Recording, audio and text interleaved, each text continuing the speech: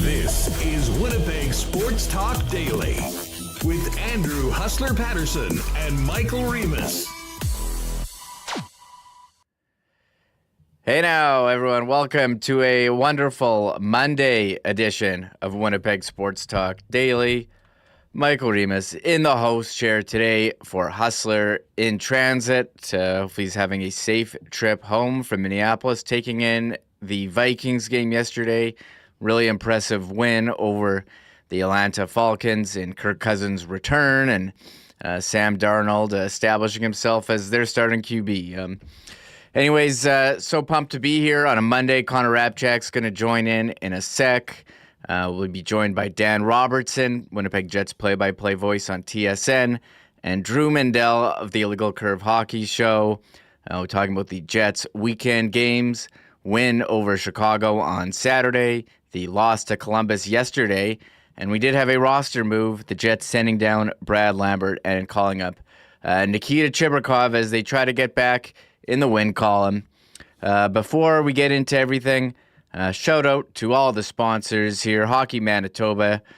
Check out the 50/50 link in the description. Rollies Transfer, Manitoba Battery, F Apparel, Princess Auto, Canadian Club, Wallace & Wallace, Fans First, Little Brown Jug, Boston Pizza, Royal Sports, and the Winnipeg Jets. And a lot of people asking, are we having a holiday party this year? It is at the Jets Wild Holiday Game.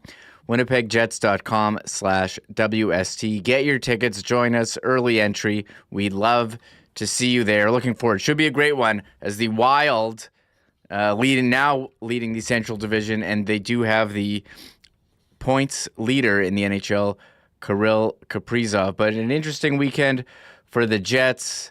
You know, they're finally done here with this home for one and back out again. Yesterday, the first time in 15 games, the Jets did not have to get on a plane to go to another city to get to the next game. That was November 9 against Dallas. So it's been a month. They've been road traveling, and you wonder if you've seen the signs of fatigue setting in. We've had a couple performances in the last week against St. Louis. Yesterday against Columbus, you had the LA game that you didn't see from the Jets when they had that 15-1 start. You saw a consistent team being hard on pucks, high energy, but they just didn't have it this week. And you hope they're able to find their game or find a way to win against Chicago. A team that's going to be a lottery pick this year, dominated the play, but back-to-back against Columbus. Full credit to the Blue Jackets who came out, kept the Jets to the outside, limited some of the high-danger chances, and were able to score two quick ones in the third to pull out the win. Kind of reminiscent of losses to Vegas and Dallas, where the Jets are tied in the third period, but not able to hang on for an overtime loss or pulling out the win. It's amazing how the Jets actually don't have an overtime loss. And Eric Comrie started yesterday. Thought he was solid. I don't really know what you could expect from him on that 2-1 goal to put it out of reach from Kent Johnson. Great pass from James Van Riemsdyk over the diving Josh Morrissey. And the Jets, haven't really given Eric Comrie a lot of run support or goal support in his starts. We'll see what the goalie tandem looks going forward. I'm sure Hellebuyck still getting a bulk of them. And bit of a lineup change yesterday. Ville Heinola getting some load management and Colin Miller going back in. Let's bring in Connor Hrabchak. I think he's shoveled out of the snow. Huge dump over the weekend. I got my shovel in. I did a great husband move. I got out late last night and made sure to shovel the walkway to the garage so my wife could get there and not get snow in her boots. So that was That was a great move. The late night shovel. I didn't care how late. I was getting out there. So, what's going on, Connor? Nice chatting with you. Yeah, I'm doing well. Thanks for having me. Jets games, 2 of them over the weekend. It was a busy weekend. And yeah, yesterday's game was a little bit okay, I go to the games a little bit earlier than I'm sure the rest of the fans do. So it wasn't too bad getting down. I thought traffic was going to be terrible. Let me know in the chat if you had a bad experience or anything like that with the snow. But yeah, there's a ton of snow, and that is a solid move. Getting that late night shovel out of the way. I know we got some snow overnight as well, and there's still some more, of course. But yeah, it was a crazy weekend. 2 Jets games and a whole lot of snow. Yeah, a whole lot of snow. Well, do you want to start? I mean, do you start with the big transaction, or do you want to start with the games? I mean, I got the alert today. Jets sending down Brad Lambert and bringing up Nikita Chibrikov. Interesting move that Brad Lambert called up, second line center. Production wasn't there, 0 points. His first taste of NHL action. Scott O'Neill said after the game yesterday that Nikolai Ehlers could be skating this week. They're off today, so we don't really know. But what did you think when you saw the move to call up Nikita Chibrikov? Yeah, that was really interesting. Scott O'Neill told us yesterday in the presser, like you said, that there's a good chance Nikolai Ehlers skates this week. So I thought that Brad Lambert was just going to kind of have that role until Nikolai Ehlers came back. If he hits that wide open net in Chicago, does this happen today? I don't know. That was the first thing that came through to my mind. If he scored that goal in Chicago where the net was literally wide open and he had one goal or at least a point over these last 4 or 5 games, I don't think he would have gotten sent down. Maybe it's the lack of production, but I'm excited to see what Nikita Chibrikov can do. I actually went to the Moose game on Saturday night when they took on the Belleville Senators. Chibrikov scored in that game. I thought he was great on the forecheck. And I'm sure we'll hear from Scott O'Neill tomorrow after the morning skate, but I'm sure, playing with some more bite, playing with more grit is one of the reasons why they're making this switch. But I really thought Brad Lambert was coming along. And on WST Sunday Live, Les Hood and I talked about it. We thought he was getting better with every single game, especially that game in Chicago. And I thought he was good last night.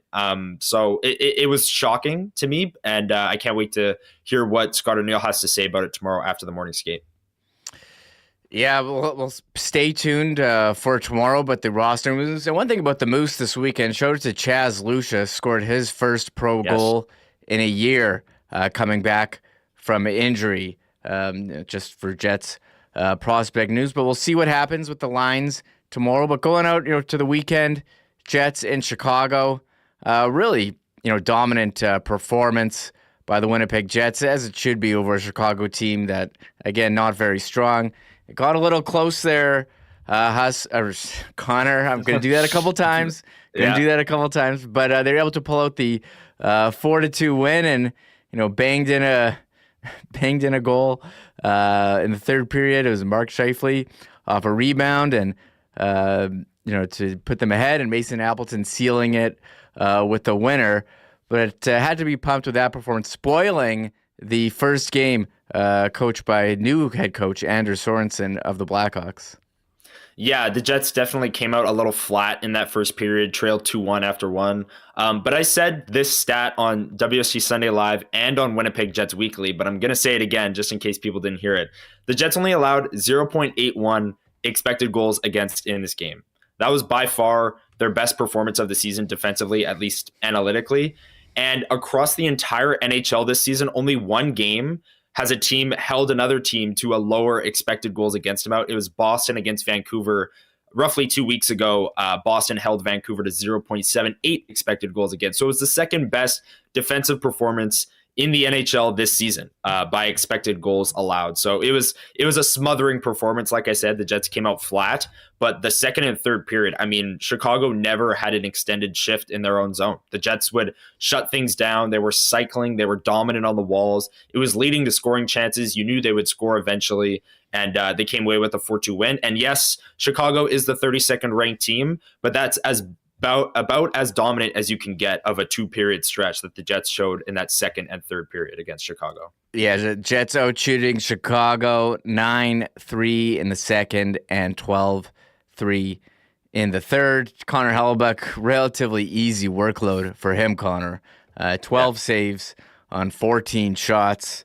You did see Connor Bedard show flashes, but that's not much of a team around him. I don't know how much a new coaching change will help, but we'll watch Chicago going forward. Not as easy as when they drafted Taves and Kane and went on to win multiple Stanley Cups.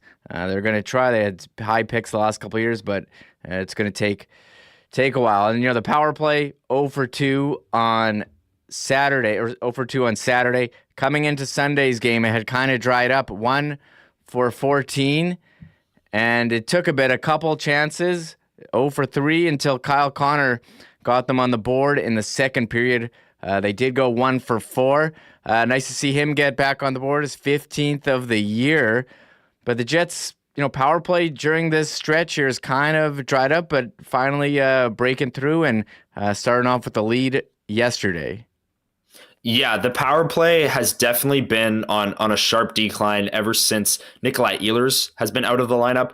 Cole Perfetti filling into that role. I know on the power play last year and this year early on PP2, he was never in that middle pop position, and that's the position they're putting him in on this power play. I know there's supposed to be a lot of movement, but right now the Jets, in my opinion, just aren't moving the same way that they were early in the season.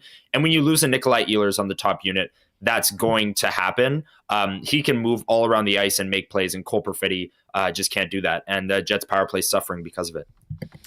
Yeah, one other injury, Connor, that's been hurting them, Dylan Samberg. And I think we kind of underestimated how much this was going to affect the team. He played big minutes with Neil Pionk, and we're seeing Pionk and Josh Morrissey tasked with some big minutes now. And he blocks shots, he plays on the penalty kill, and it was Dmitry Voronkov tying up the game yesterday on the power play, and the special teams that was so great to start of the season.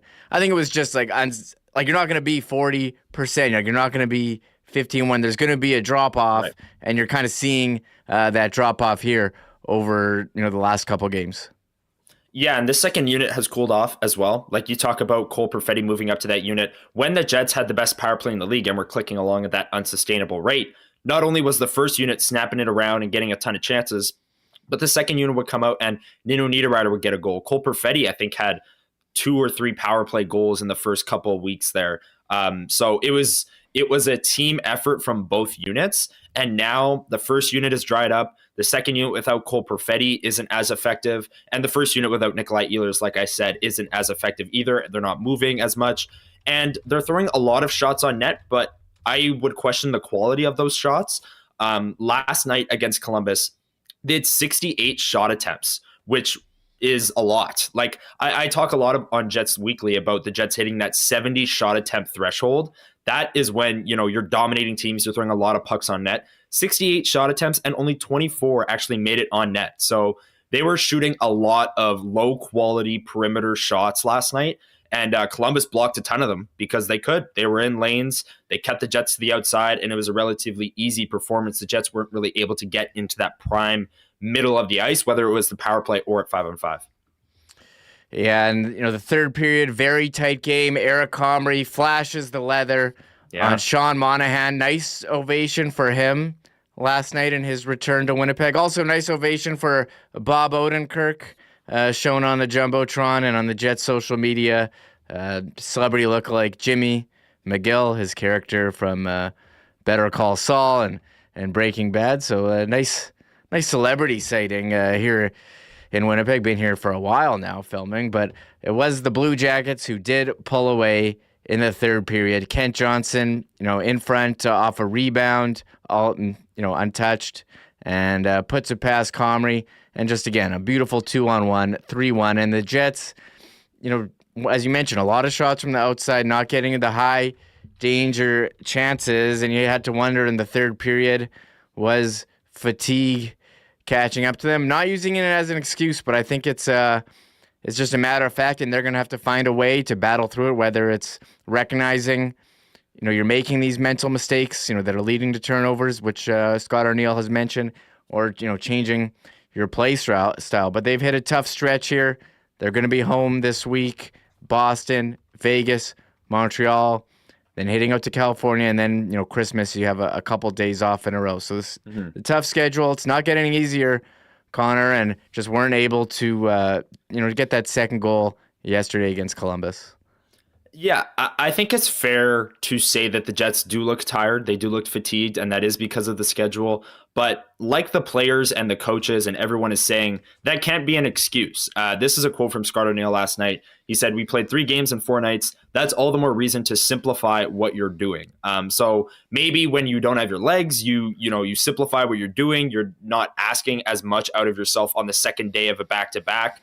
And yeah, I think we can all see that this team does look fatigued, but if they're not going to use it as an excuse, neither should we, in a sense. And we should be analyzing how the Jets can simplify and how they can get to the middle of the ice when they don't have their legs.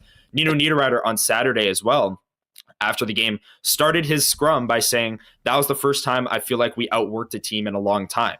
And then we all saw what happened yesterday against Columbus. That team in the third period outworked the Winnipeg Jets. So maybe fatigue is playing a factor, like you said, in that third period. First game back at home is always tough. Like, there's all these excuses that you can throw out. But like Scott O'Neill said, the Jets need to simplify. And when on nights when they don't have their legs and maybe they're fatigued, play a more simple game, and maybe that'll lead to better results. Yeah, they just haven't looked like that same team that went out to that 15-1 start. Still in a great position here. First team to 20 wins on Saturday, 20-9. So I think there's still got some runway here to find it, but we're just not seeing the same Jets club that we saw earlier. And here's Scott O'Neill after the game. Connor, just talking about what happened there yesterday at Canada Life Center. Turnover in our end, turnover in neutral zone. They turn around and put them right back in our net. How disappointing is it to see that? I mean, you don't want to make mistakes. We're tied going into the third, kind of like we've been the last few games and found ways to win hockey games. This one, we made mistakes and ended up in the back of our net. Kyle was saying fatigue's no reason, no excuse. What do you think? Well, we're never going to use that one. There's too many teams. I can show you everybody else's schedule. They're doing the same thing. You know what? It's 3 and 4 nights. That's all the more reason to, simplify what you're doing, making sure that, you hope that, you do the right things. That doesn't turn into offense for the opposition. Eric gave you a chance? Again, yeah. Every game he's played. And that's the hard part. We're not getting the run support for him. And he's been really good for us. He certainly isn't any of the problem, that's for sure.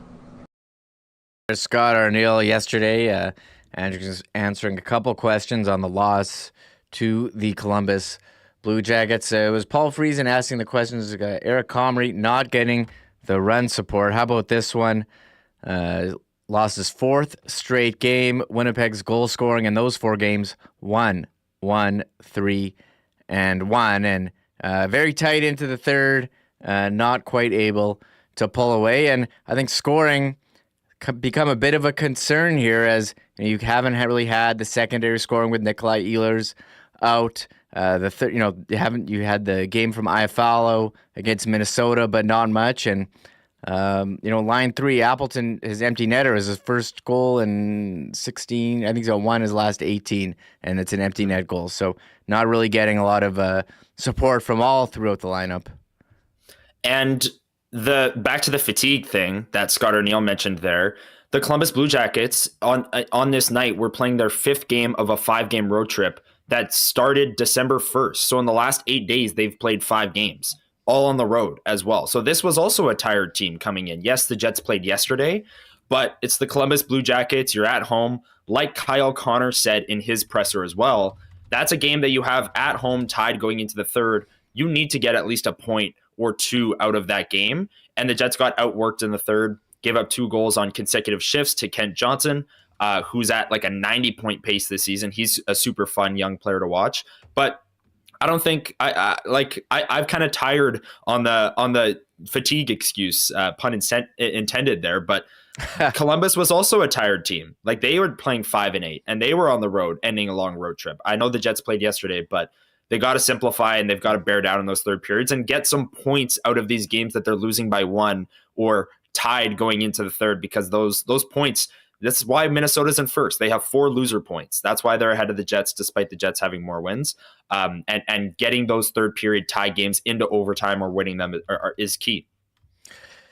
Yeah, and you mentioned Columbus. They did spend Saturday in Winnipeg. Check this out. Taking in curling at a local curling rink, doing a little team bonding. That's probably how they got so fired up for Saturday's game. A little hurry hard. Well, they were hurrying hard all over the Jets that third period yesterday. Kent Johnson scoring 2. We've talked a lot about fatigue, but I think we're not making an excuse. I just think it's a matter of fact when you look at the schedule and you look at the way the Jets are playing now compared to how they were playing earlier in the season when they went on a 15-1 start. And here's Scott Arniel talked about battling fatigue in his post-game press conference. It's the one thing we talk about that, if you have to get your body physically ready. You got to recuperate. You got to get yourself ready to go for the next game.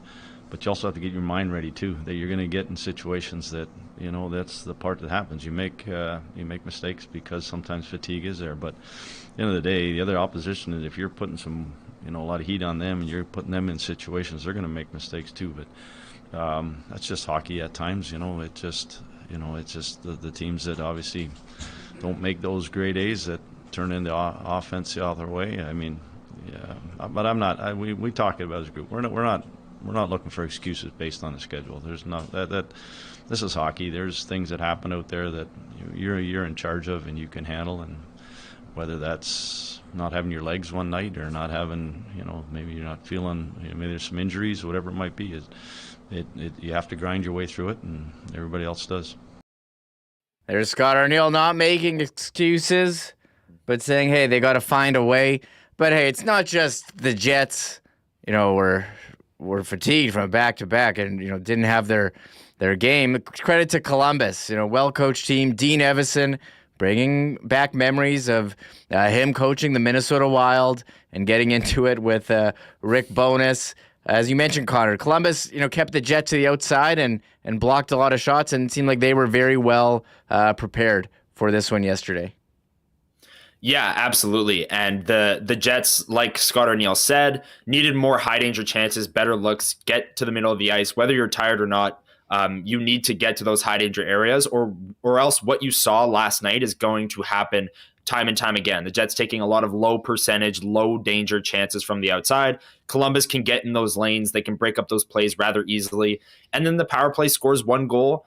Maybe earlier in the season, this is a game where the power play would have bailed them out a little bit, went 3 for 4 and had one of their better games. But yeah, the power play on the 3 opportunities that they didn't score didn't generate too many high danger looks, and the Jets ultimately lose this one. Just the last note on the schedule, don't look now, but the Jets play Vegas on Thursday. Mm-hmm. Vegas's last game was last Friday. So Vegas is getting almost a full week off coming into this game. But my last thing on the schedule is the bigger issue at hand. And Scott Arniel mentioned injuries there.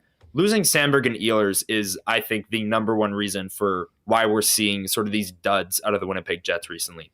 Whether it's last Tuesday, whether it's last night, you lose a top 4 defenseman and a top 6 winger. That is a massive, massive hole to fill in your lineup. And Brad Lambert came up and, like we said, looked better with every game. Now it's going to be Nikita Chibrikov, but you still just can't replace those players. Those are elite players playing massive roles in your lineup. Yeah, very tough to ask Brad Lambert to come in and replace Chibrikov. We'll talk about where they might use Chibrikov, but first, here's Scott Arniel on Columbus's approach to the game last night. They were sitting waiting for us. We knew they were going to come. They're a shot volume team. We knew that the first period there was going to be a lot of pucks thrown of our net. I think the chances ended up being 3-2 for them. So it wasn't like we were sitting getting bombarded. But we knew that I knew Dean he was going to come, and that's his MO from Mini as well. I mean, they were going to jump on us in that first period. Flew in last night. I thought we did a pretty good job of eliminating the amount of chances that that they were looking to get. Before the penalty, it looked like you were actually spending most of the shifts in their zone, but maybe the puck was getting the net, but there was no shot or something to that effect. Yeah, and that's the little bit of the frustration. Our zone time is actually higher than theirs for the game. Thought that there was times where we could attack below the circles, where we should have maybe put the puck into the blue paint and created those second chances. There was a lot of looks where our D had it at the top that got blocked. I think there's 4 or 5 where they hit sticks or they got in their shin pads. Obviously Columbus did a good job of getting in the lanes, but at the same time, our offense is kind of based on, getting pucks, working it from low to high, and then trying to create the separation with the opposition's defense, and then work to get pucks there. And that's one area we got to continually to improve on. Is that earlier on we had a real mindset of we're attack mode all the time, and now we're maybe a little bit at times looking for that one extra pass, and this is the time when you need the volume sometimes. Gardner noting maybe getting a little too cute at times, looking for that extra pass, trying to make the perfect play when just you got to shoot, right? The guys yell at the game, shoot. But we'll see what happens Tuesday. They did make the move. Lambert going down. I noted Lambert 0 points in 4 games. I wonder if they're saying, hey, you know what, Brad, maybe we're asking too much of you coming in, playing second line center. We have Nemesnikov, who's played there, all year long, and Chibrikov, he's a wing. He can come in, get to the dirty areas. And there's been, if you need to increase scoring on the second line, if you do, want to put Niederreiter on the second line or something like that, you could put Chibrikov in a checking role on the third line. Or you could put Barron back with Lowry and Appleton and then put Chibrikov in the fourth line. You're not forced to play him a second line center. And as you mentioned, he did have a nice weekend there with the Moose. So I'm not sure. Let's say Ehlers is not back tomorrow. We're going to play the clip where he has the update. But, how do you see this shaking out with the Chibrikov call-up? Yeah, we can just make this an episode of Kenny and Rennie and just debate whether or not they should break up the third line. Let's do it. No, but I personally think that they're going to move Alex Iafallo up to that second line with Nemesnikov and Perfetti, and then Chibrikov will go on the fourth line, and then the first and Lowry line will stay the same. That's what I think they're going to do. I sent out a tweet yesterday that in the Jets' last 9 games, their bottom 5 in not only goals per 60 at 5-on-5, but a lot of the chance generation stats as well, expected goals, scoring chances, shot attempts, things like that. So I would not be shocked to see some big changes, maybe to the top line. Maybe they'd wait for Nikolai Ehlers to come back to do something of that magnitude. But I do think Alex Iafallo would be the guy to go up to that second line with Nemesnikov and Perfetti if they're keeping the first and third lines together. What do you think? Where do you think Chibrikov ends up? Yeah, I think that makes sense. Maybe you did put it, I guess, maybe a bit too much to ask him on the second line. I think they tried it with Brad, giving them credit, because when we talked last Monday, I think we speculated maybe they would call him up, and they called him up like right after we finished the show or the next day. So I didn't think they gave him a shot. We wanted to see it happen. Wasn't able to make it work in terms of goal scoring, but I'm sure he'll be back. And they did play a tough schedule, so you give the guy a break. The Moose used to been playing like college style schedule on the weekends. Chibrikov, they played 2 Friday, Saturday, and maybe you get him in. He looked good, and he's earned the opportunity, and you can kind of just rotate him around and move up AI. So that does make a bit of sense. And we talked here about the Jets not looking like they did earlier in the season when they were on the big heater. And here's Scott Arniel weighing in on why that might be. I thought the last one did. It's because it started with the shots.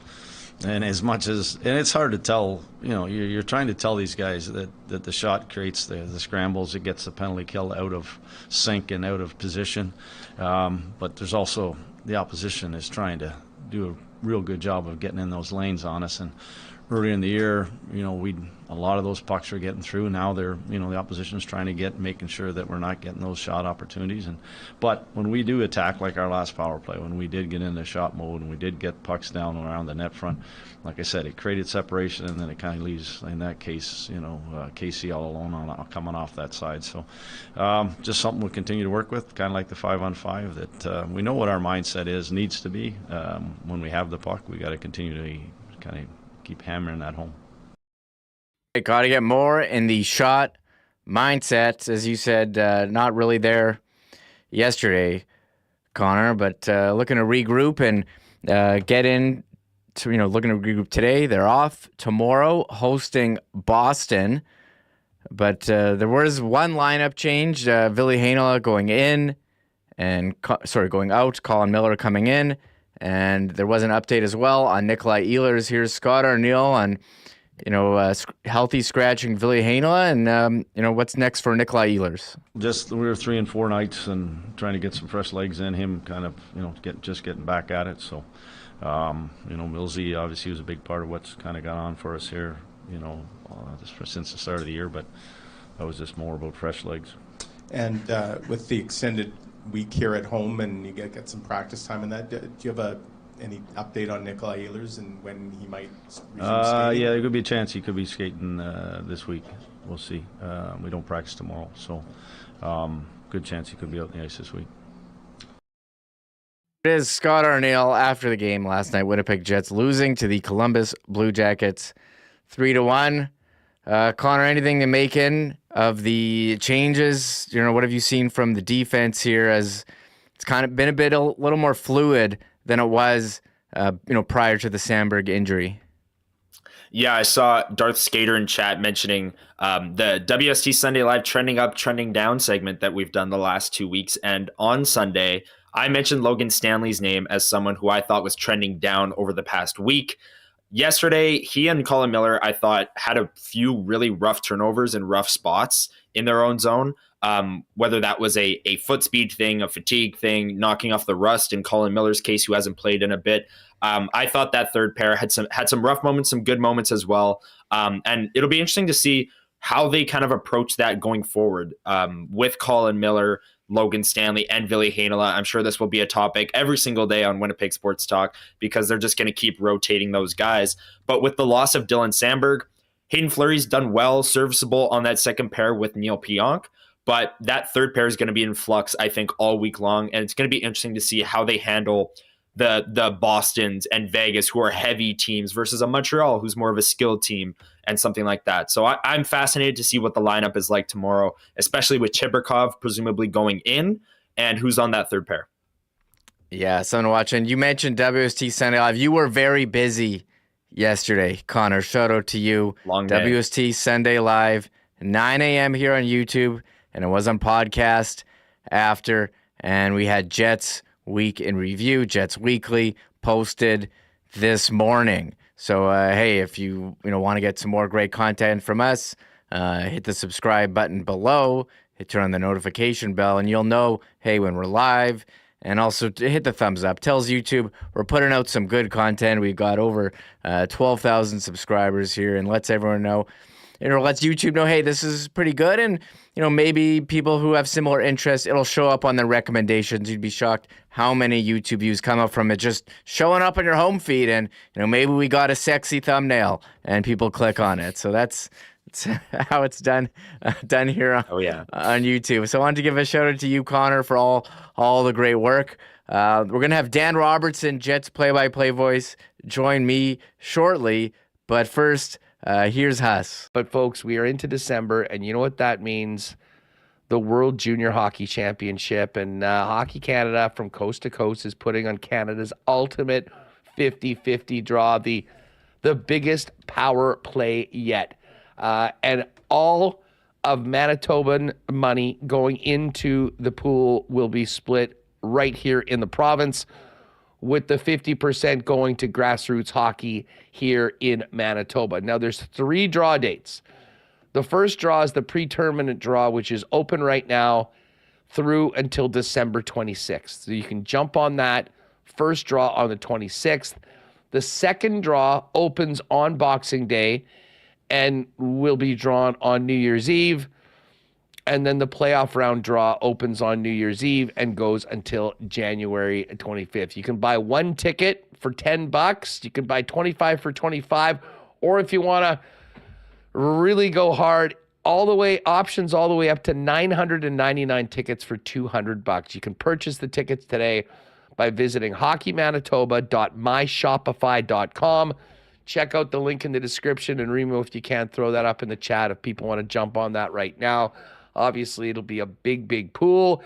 It'll be done within our province, and it'll go to support grassroots hockey initiatives here in Manitoba. So you want to have a little fun with one of these massive World Junior 50-50 draws, get in on it now. Get your tickets. First draw is on the 26th of December.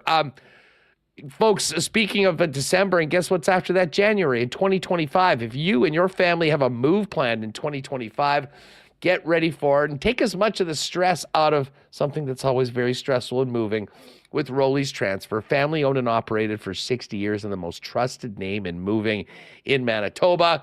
Ready to give you and all your belongings the white glove treatment to your next destination. Check out their website at rollys.com. In the top right corner, you can request an estimate. In that, first things first, put in WST in the promo code for a special discount on moving services and moving supplies for WST listeners. And then let them know when and where you're moving and what needs to be moved. The friendly staff at Rolly's will get right back to you with a great quote and get you locked and loaded for your next move. And again, the experts at Rolly's giving you the white glove treatment on to your next destination. For your next move, make it Rolly's, the most trusted name in moving in Manitoba for over 60 years.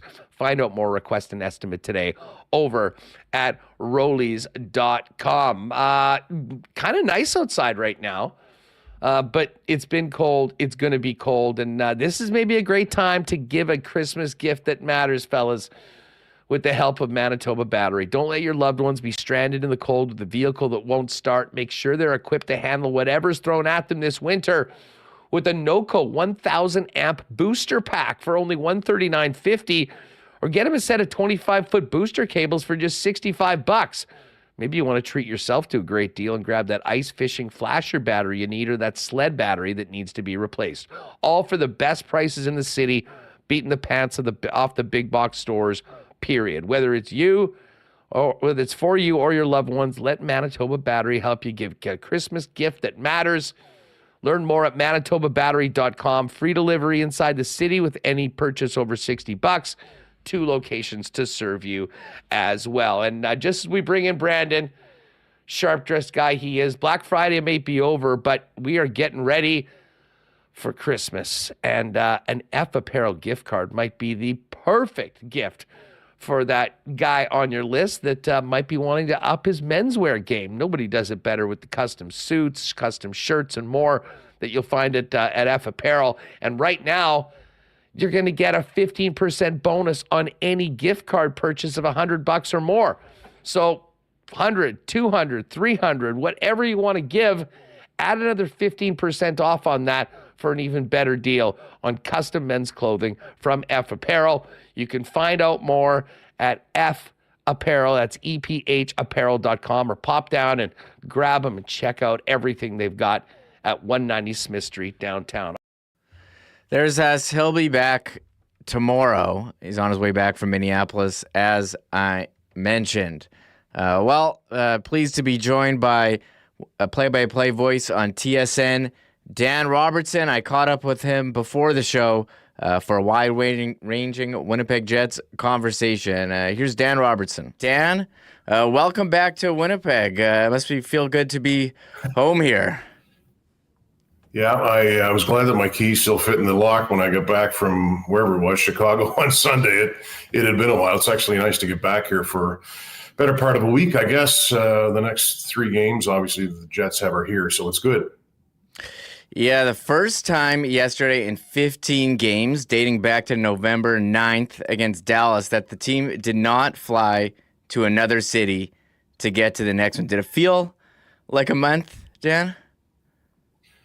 It did, and for anybody who says, and there might be people out there that say, well, these guys shouldn't be tired, they're pro athletes. I know they are, and they're in great shape, but it's just not normal. And just to recap what happened, I think it was November 21st we flew to Pittsburgh, and then so the next day it was at the Penguins, back-to-back, then Nashville on Saturday, Minnesota, flew to LA after that, got to bed about 5:30 Central Time. Played the Kings, played Vegas, and finished in Dallas. So, and then it's back for one, as you know, and then Buffalo and Chicago. When we got back on the plane to go to Buffalo, honest to God, I felt like we never left. But I think they've, considering all of that, the Jets have played pretty well. Yeah, you look at their record. I think before the start of the season, if you said they were, what is it, 20-9 right now, I think you'd be pretty happy. But I think when you get off to a 15-1 start, the expectations get raised a little. But I keep saying, hey, if you just go, 500 the rest of the way after a 15-1 start, you're still going to end up having a pretty good record. It's funny you say that. When they were at 15-1, I started to kind of do some math, and I thought, like you said, I know they're better than a 500 team, but if they are at 500, they might squeak in. But, it's you're going to have your ups and downs. Every team is. To me, all that matters is that they're not cresting or peaking when they go into the playoffs, but pretty darn close, right? I mean, we know that the last couple of years, especially last year, they had a good regular season. Then they get in and win the first and lose the next 4. So that's what really matters. But they're trying to build towards that, and it's just such a funny season with the Four Nations face-off. It condenses the schedule. So that's what everybody has to deal with. And credit Scott Arniel. I heard him say in the postgame last night that we're not going to use fatigue as an excuse. I mean, it is there, but he said, I can show you everybody else's schedule, and they have to deal with that sometime too. So, you know what? I do sometimes wonder, though, Mike, when you look at it, it's kind of a ripoff to the fans in a way, because the quality of hockey, when you have to play that many games in a short time frame, it goes down a little bit. And so what I'm interested to see is, and it's a ways away, but when they come out of that February break, what the hockey's going to be like then, because most players will be rested and will be in the stretch drive then, but still a ways to go until we get there. Yeah, I don't want to make excuses or anything. Like you said, the team isn't going to either, but I think it's just a matter of fact when you look at, the hockey, as we said, 15 games in a row where you're traveling.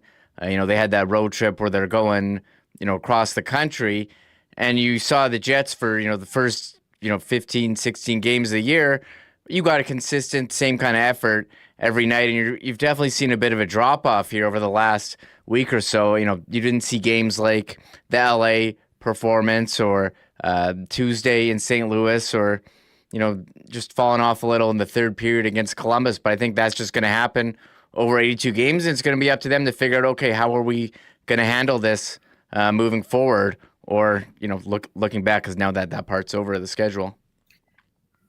Yeah, that stuff will happen. And I know this sounds obvious, but if you looked at Columbus yesterday, they actually they put together a pretty good game plan, right? So the Jets were given sort of the outside in the attacking zone, but they made it hard. Columbus made it difficult for the Jets to get to the interior. And there were some plays where I thought they should have attacked the net a little more than they did, and Scott Arniel mentioned that. But that's the interesting part of it too. I mean, teams know how to coach against other teams once they get a chance to watch some video and see some tendencies.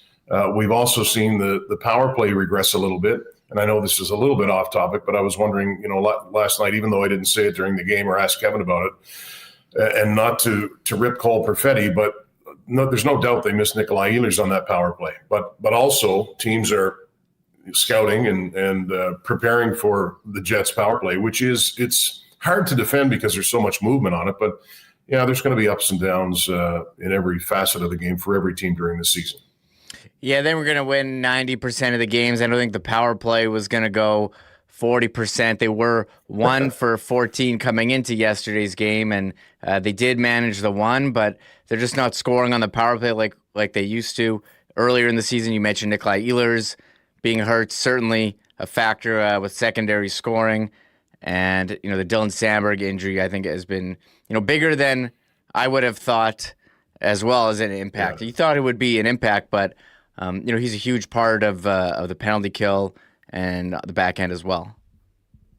He is, and credit Hayden Fleury. I think he's been pretty good. They're different players, and it's interesting about Fleury. I mean, I saw him in Chicago really be confident and rush the puck through neutral ice. And as he's doing it, I'm thinking, okay, that's what Carolina saw. That's why they drafted him in the first round. I think he was the 7th pick, something like that. And then I saw him rush the puck. We saw him rush the puck against Columbus. There's more to his game than that, and he has stepped in pretty admirably. But you do miss Dylan Sandberg, and it's a good reminder of what kind of a player he's developing into. This is my 3rd year watching the Jets closely, and when I saw him in the first year, I thought, okay, this kid's big, he skates well. What kind of a player is he going to be? And I think he's kind of slowly ascended and gotten better. So it'll be interesting to see when he gets back.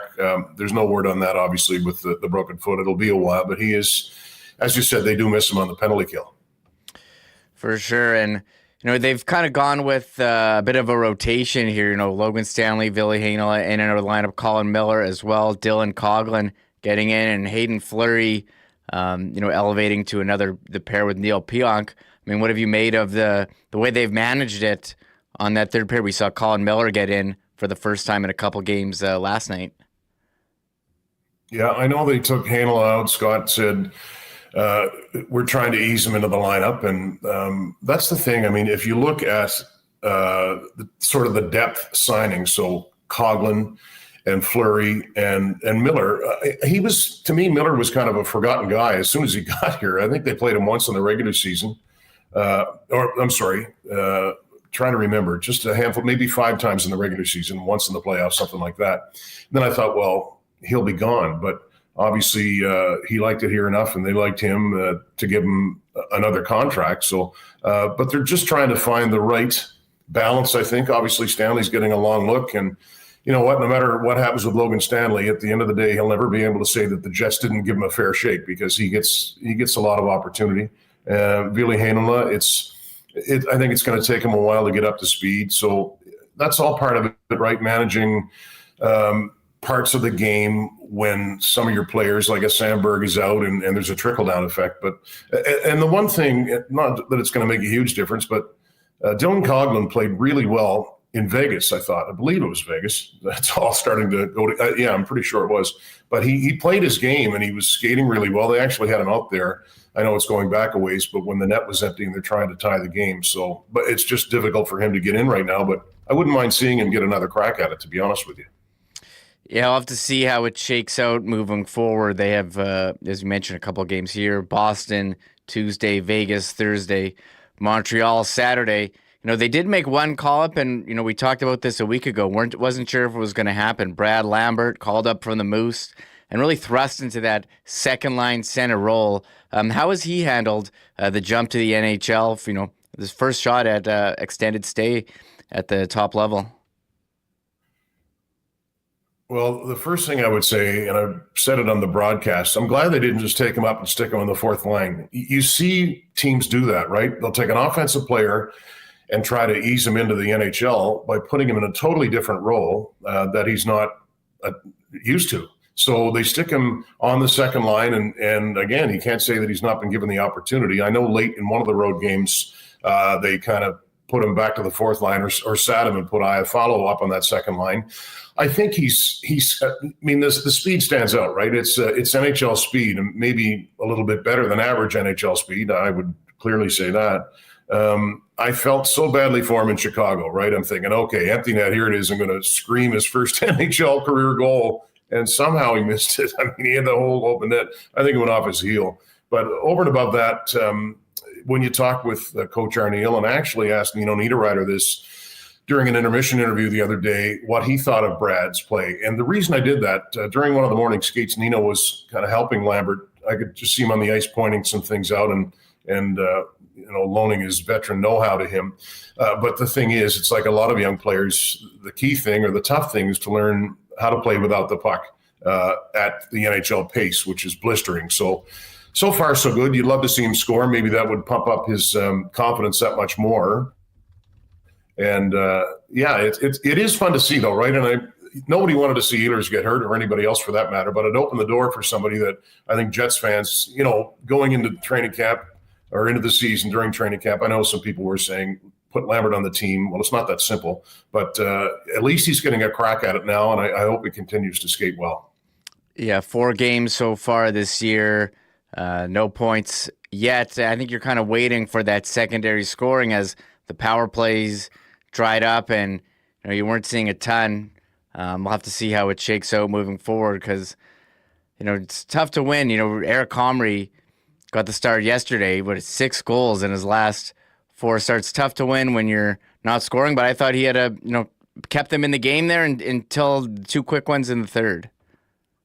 He did. And how about that glove save that he made? And I can't remember if it was Van Riemsdyk or not. It was brilliant. And you feel for him in a way. I mean, he's a really likable character. And you talked about secondary scoring, and every team needs that. And, maybe the Jets more than others because they're built on their depth. I know as a fourth line, you don't expect a lot of goals, but Morgan Barron, he hasn't scored with a goalie in this year. Kupari's got 2. Iafallo, I think, has 4.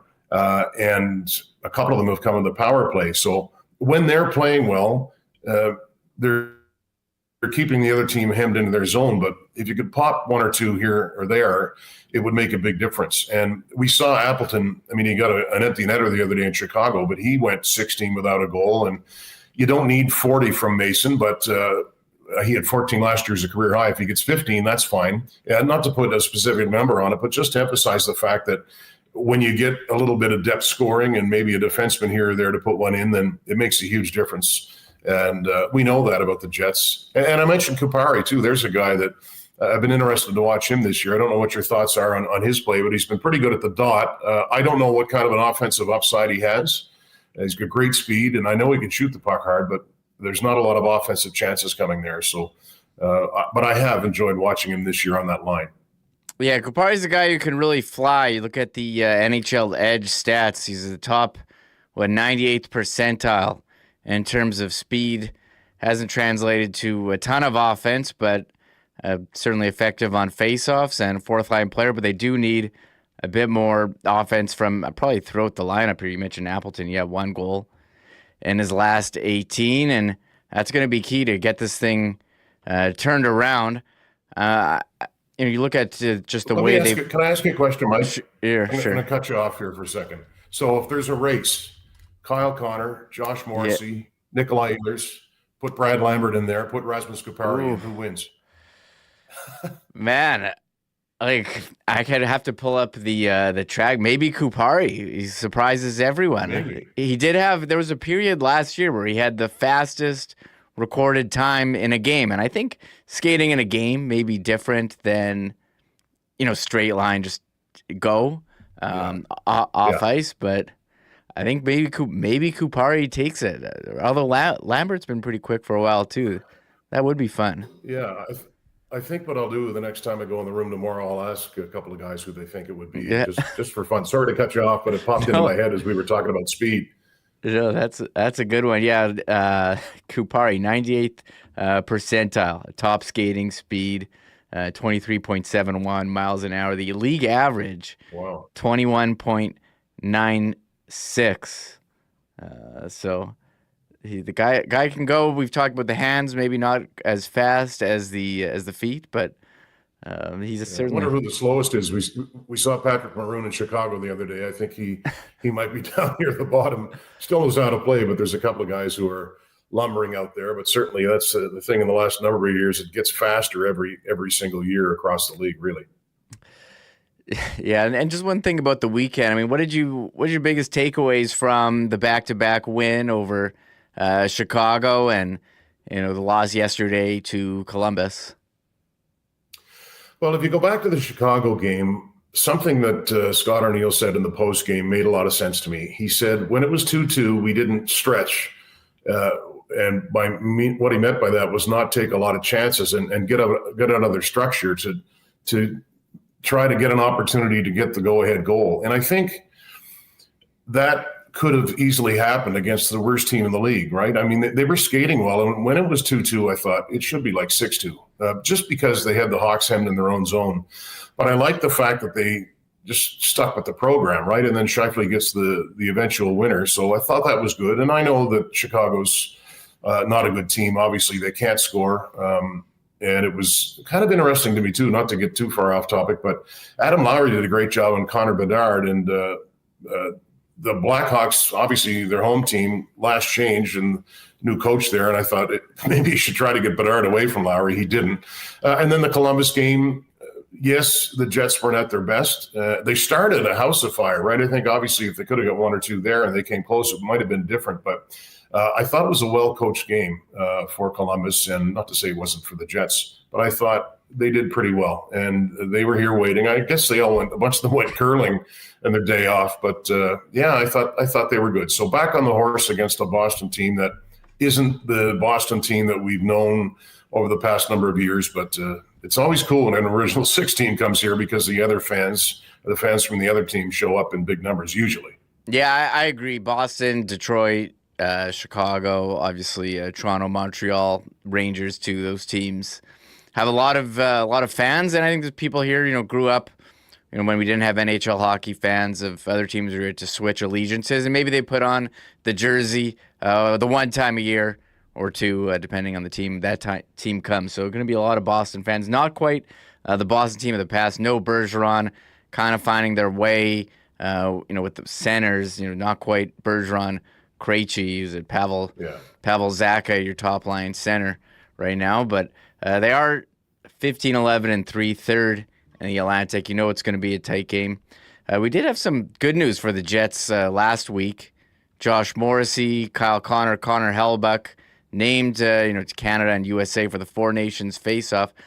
I mean, get a sense that those guys are pretty fired up for the opportunity to represent their country.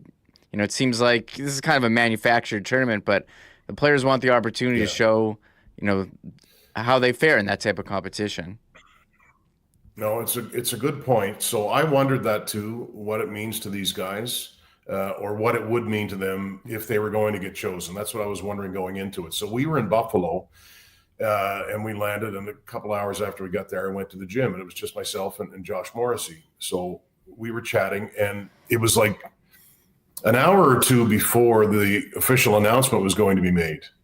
And I said, the announcement's coming up today. And he kind of smiled, and I said, so you know what's going on? He said, yeah, I was told yesterday or the day before that I made the team. And, he was genuinely thrilled, right? He had that smile on his face. You couldn't get it off him if you tried. So then I knew. I said, okay. And it sounds cliche, but anytime you can wear your country's colors, I do think it makes a big difference. So good for him. And then we chatted with Kyle Connor in one of the intermission interviews, asked him what it meant to be named to the team. And obviously he gave the right answer, but it's got to mean a lot for Kyle, because I get the sense that, and maybe I'm wrong, I'd like to know what you think, but across the league, I don't think he gets the recognition that he deserves. Like, this guy's an elite scorer and a brilliant player. So maybe this helps boost his profile a little bit for whatever that's worth. You knew that Hrabchak would be there because he's so great. And I did feel for Scheifele, right? You look at it, and there's some politics there. There's a couple of Tampa Bay Lightning players that, probably will play a different role than Mark is used to playing. But you would say to a guy like Mark, don't feel badly because there's so many good players, but it has to hurt, right? And I know what you mean, a manufactured tournament. I'm not sure what to make of it. I guess when the puck drops, it'll be fun to watch. But no, good on those guys. It's pretty good when you have three guys representing their countries from your team.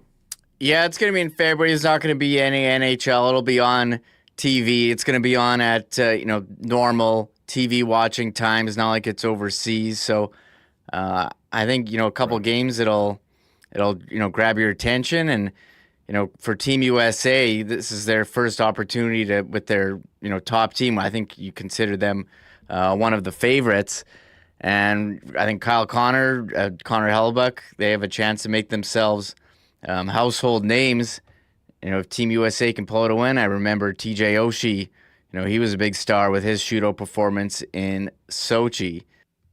We're talking with Dan Robertson, Winnipeg Jets play-by-play voice. Just had a quick technical issue there. We're going to bring back Dan in for the last part of this conversation. You mentioned Josh Morrissey. You've been here the last 3 years, kind of seen the rise from him as to one of the league's top defensemen. What have you seen from Josh over the last couple of years that made him so attractive to Team Canada? Well, I guess if you go back and look at it, you remember that when Rick Bowness came in, I don't want to say challenged Josh, but he pushed him, right? He said, you're a terrific defenseman.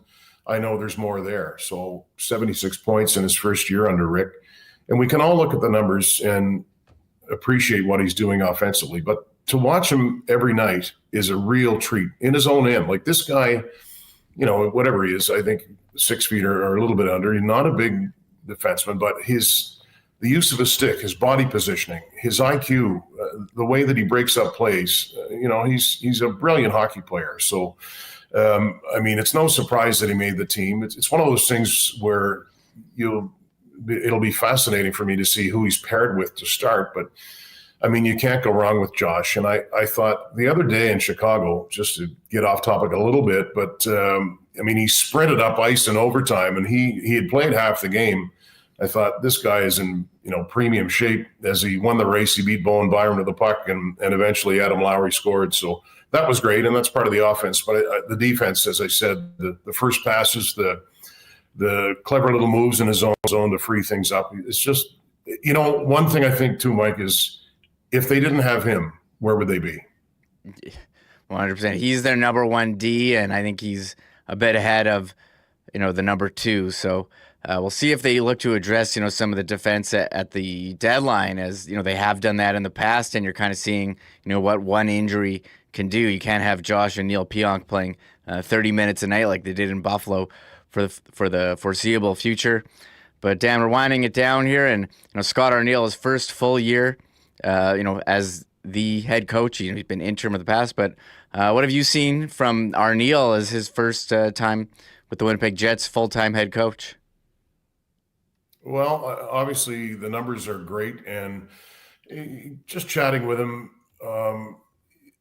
I think he's got a good grip on when to bark at the players and when to back off. I think he knows well how to handle that. As he said, you can't, and I guess every coach is like this, you can't yell all the time at your players. You have to pick your spots. I like the fact that he says they just take every day separately. So whether they play poorly or whether they play lights out, when the day is over, that's forgotten. I mean, obviously they look at video and that sort of thing, but you reset. So I like that idea. And obviously the players have responded well to him. I haven't really had a chance to talk to any guys and get their honest opinion on how he's done or what they think of him. But with their record, I'm sure they think he's doing well, and he is. And look, when they were hiring the head coach, or when the search was on, I thought it's got to be Arnie, and it should be Arnie. And if it isn't, will he come back? Like, I don't know. And it's irrelevant now. Obviously, I think they made the right choice, but he's been here a few years, and it's a continuation, obviously, of what Bonus had started, and Scott was part of that too. So it's obvious that he is the respect of the players just by the way they're performing. And yeah, it's good for him. I like to see guys eventually get a second chance. I mean, it was a long time between head coaching jobs for him, so it looks good on him so far. Yeah, the Jets, again, 15-1 start, and you have to think he'd get some consideration for Jack Adams as we get closer to the end of the year and award season. Well, Dan, get some rest, and it'll be nice to be at home for a week here, a couple games. So thanks so much for taking the time. I'm looking forward to seeing your call on TSN. I have to admit, I really enjoy your intros that you do, setting up the game. I don't know if those are pre-written or I've been noticing them a lot lately on this road trip. Very, very well done. Oh, thanks, buddy. No, I so what we do, I host the pregame on the road, and so we do an intro for that, and then an intro for the game, and I write a couple of different things just to have some fun with it. But the funny thing is, there's music that runs, and I want to hit when it ends, I want to be finished. So there's sometimes I write too long of an intro, and then I'm talking like this because I want to fit in all the words before we get to the end of the music. But anyway, it's part of the job that I like. It's fun to be able to try to write something that makes sense, but I appreciate it. Yeah, no problem, Dan. Hopefully we can do this again soon. Enjoy, the week and the holiday season as well. Thanks, buddy. Anytime. All right, great catching up with Dan Robertson. As I did mention, Dan's quite a wordsmith when he comes up with those intros for the Jets broadcast, so make sure you catch it to start. We're going to have a wide-ranging conversation with Drew Mindell. We did have a trade, or Elliot Friedman says he's hearing of a trade, hearing Mackenzie Blackwood to Colorado, getting some goaltending there. We'll talk about that and more with Drew Mindell of the Illegal Curve Hockey Show. But first, here's Huss. Let me give a big shout-out and thanks to our friends at Princess Auto. Proudly founded in Winnipeg, headquartered in Winnipeg, and now coast to coast with Princess Auto, featuring the best deals on the most unique assortment of tools and equipment around. Everything you need to complete the projects on your list or start something new, and everything maybe you need to complete that Christmas list waiting at Princess Auto. Princess Auto gift cards, another great gift idea for somebody that likes working on stuff or making new things to put on that list for 2025. Panet Road, Portage Avenue West, Brandon, all waiting for you in store at Princess Auto. Of course, you can shop online 24/7, 365 over at princessauto.com. The weekend is here. We're going to be having Christmas parties and more. You better get down to your Manitoba liquor marts for you whiskey lovers and make sure you get your hands on some of the second issue of the Canadian Club Invitation Series, the Canadian Club Classic 18-year-old high proof before it is gone. The first ever Canadian Club 18-year-old whiskey. The elevated expression offers the well-known, smooth, well-balanced taste of Canadian Club Classic, carefully aged and bottled at a higher proof for a full-body tasting experience. And the Canadian Club Classic 18-year-old high proof was just awarded gold at the 2024 International Wine and Spirit Competition. Here's the thing. It's a one-shot deal. What was released is it. It's only $79.95, great for holiday entertaining, and absolutely a great gift if you got a whiskey lover on your list. So do not wait, because it'll be gone before you know it. Limited quantities remaining of the Canadian Club Classic 18-year-old high proof right now at your local Manitoba liquor marts. And hey, a big happy holidays to our friends at Wallace & Wallace, the fencing and overhead door specialists in town. And you see them all over the city. They've been doing it since 1946. If your property needs the security and protection of a new fence, they have you covered with vinyl, ornamental, welded wire, chain link, or wood fences. And if it's time to replace your garage door, they've also got Winnipeg's largest selection of overhead garage doors, one perfect to match your home and add value to it at the same time. Give them a call, 204-452-2700. The Wallace & Wallace team will arrange a time to come out and give you a free estimate. You can also check them out online at wallacefences.com, wallacedoors.com, or pop down and see them in person at their showroom on Lawson Crescent, just off of Kenaston. All right, there's Hustler, as I said earlier, on his way back from Minneapolis, was taking in Kirk Cousins' return to the Dome. Wait, they don't call it the Dome anymore, do they? Drew would know. About to bring it. Hold on, you're not in, Drew. Hold on, the people can't hear you. I'm just loading you in. I'm pleased to be joined by Drew Mindell of the Little Curve Hockey Show for a wide-ranging conversation. We'll talk hockey, little NFL, MLB. Big contract announced late last night or reported, but here's his beautiful face. Drew, great to have you back on the program. How's it going? Oh, my face is as beautiful as you said it was. So, yes, it's great to be here with you, Remo. It was nice to see Huss acting as a Vikings fan yesterday in Minneapolis as the Vikes took care of business against Kirk Cousins in his return. It was, as a Vikings fan, it was certainly a very good day. It was great to see him perform, see the whole team perform like that, and Sam Darnold rip up that Falcons defense. They don't call it the Dome anymore? What do they call it, the bank? What do they call it?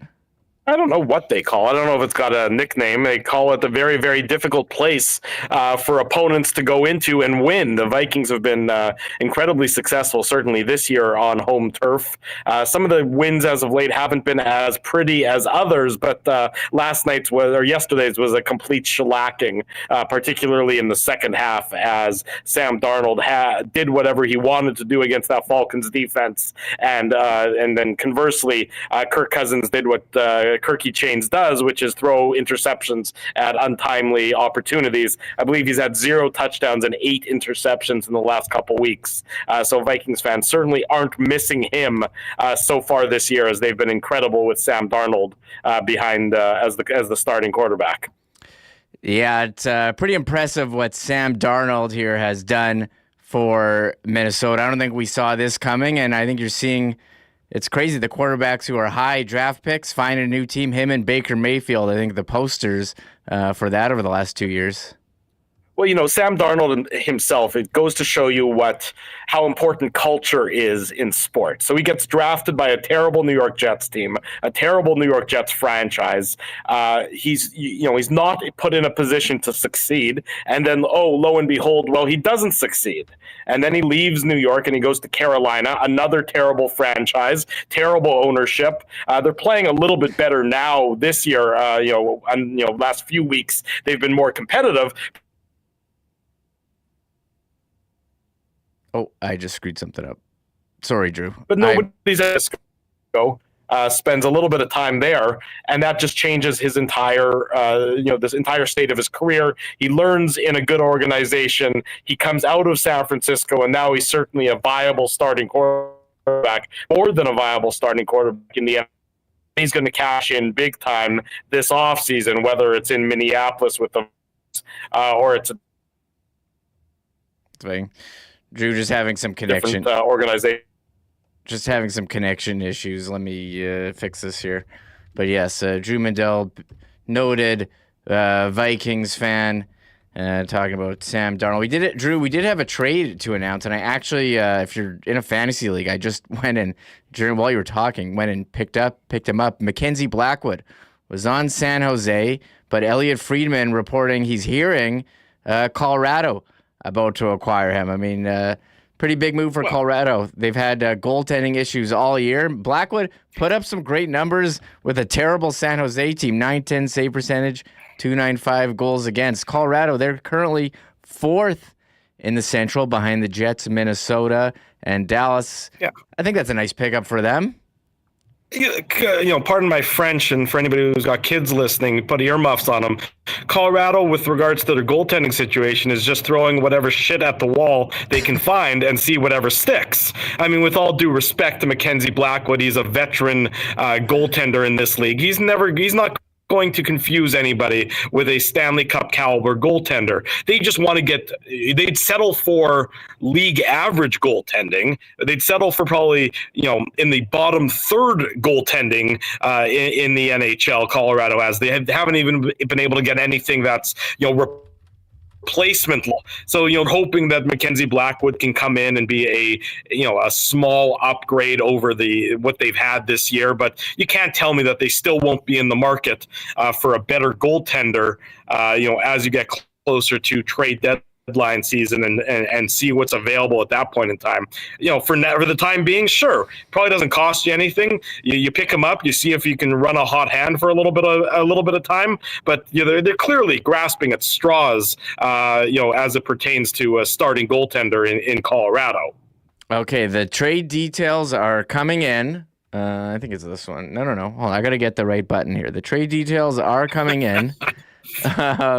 And yes, the Chicago, Colorado now has Mackenzie Blackwood, Scott Wedgwood, and Miles Wood on their roster. So, the trade. I'll tell you what, none of those three players give me any wood whatsoever. So, I mean, I think that tells you all you need to know about the Avalanche and where they're at. Miles Wood is a nice player. I shouldn't criticize him, but Blackwood, Wedgwood, I don't really give a damn who's in goal for them. They need to do better than those two guys. Well, they're trying to keep up with the Jets and Dallas and Minnesota, and the Central goaltending been a concern for them. Shang Peng reporting it's Nikolai Kovalenko and Alexander Georgiev going from Avs to the Sharks and picks. Well, so it's a salary dump then if they're getting rid of Georgiev's contract. Then the sweetener is Kovalenko. That's, of course, his dad played for the Avalanche back in the day. So this is a salary dump is what it is. They're trying to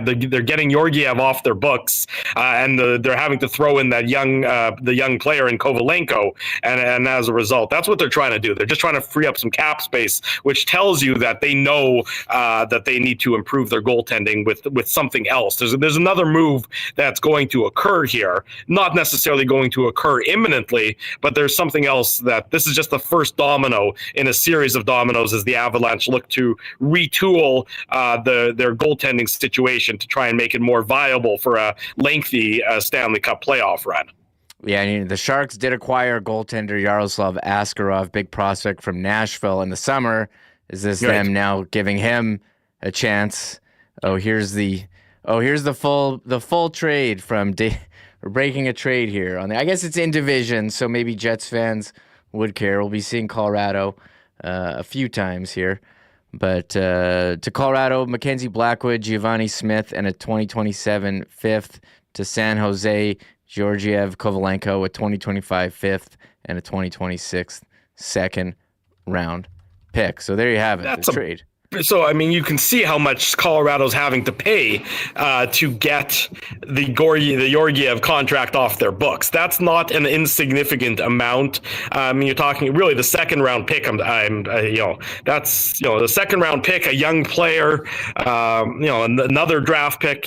Colorado's having to bite the bullet of a bad contract, and there's some short-term pain that they're going to get there, but you have to assume that there's something else still that's going to, like I said, going to occur here to make that a more palatable amount.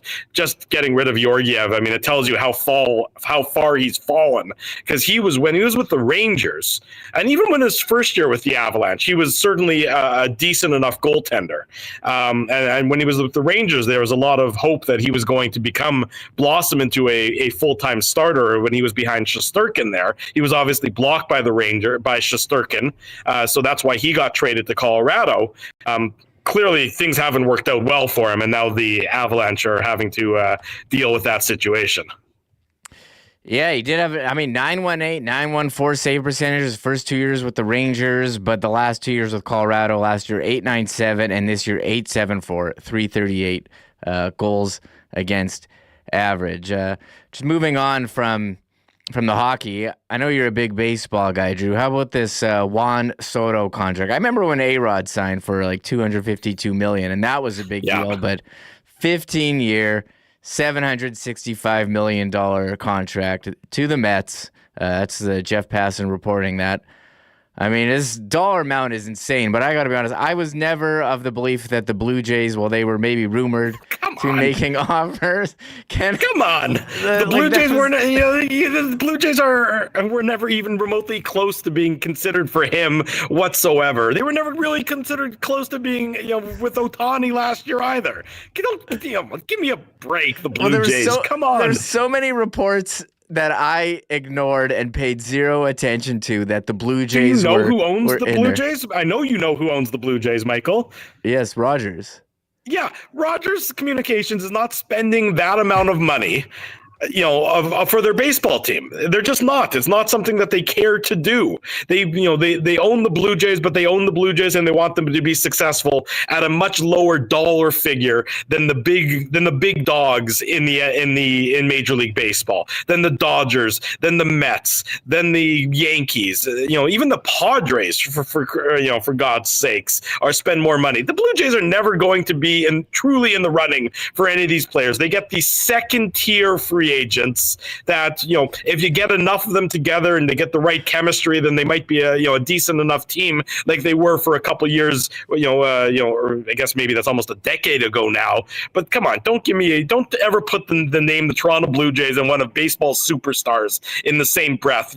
People here, the audience here, the people listening, they're smarter than that. Just simply look at ownership and how committed they are to actually winning. And I can tell you, Rogers Communications and the Rogers family is not $765 million committed to winning, for one player for the Blue Jays. Just an incredible dollar amount, something that you never seen. 26 years old. I think he's going to be worth it. I don't know how this contract will age, but in the immediate future, the Mets, who've put together some big contracts under Steve Cohen, spending big dollars, and unbelievable number, who Ken Rosenthal is reporting, and I saw Ben Nicholson Smith mentioning this as well. The Blue Jays watching Corbin Burness. It is the winter meetings right now, so we'll see what happens. But for them, spinning at home, Guerrero doesn't have a contract going,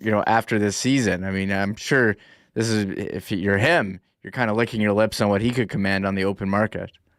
Yeah, if you're Vladdy Guerrero, of course you are. You're saying, okay, I can see how much I'm going to be worth. I know that it's not going to be Juan Soto money, but it's going to be pretty reasonable. It's going to be a pretty juicy contract. The Jays have to pay him.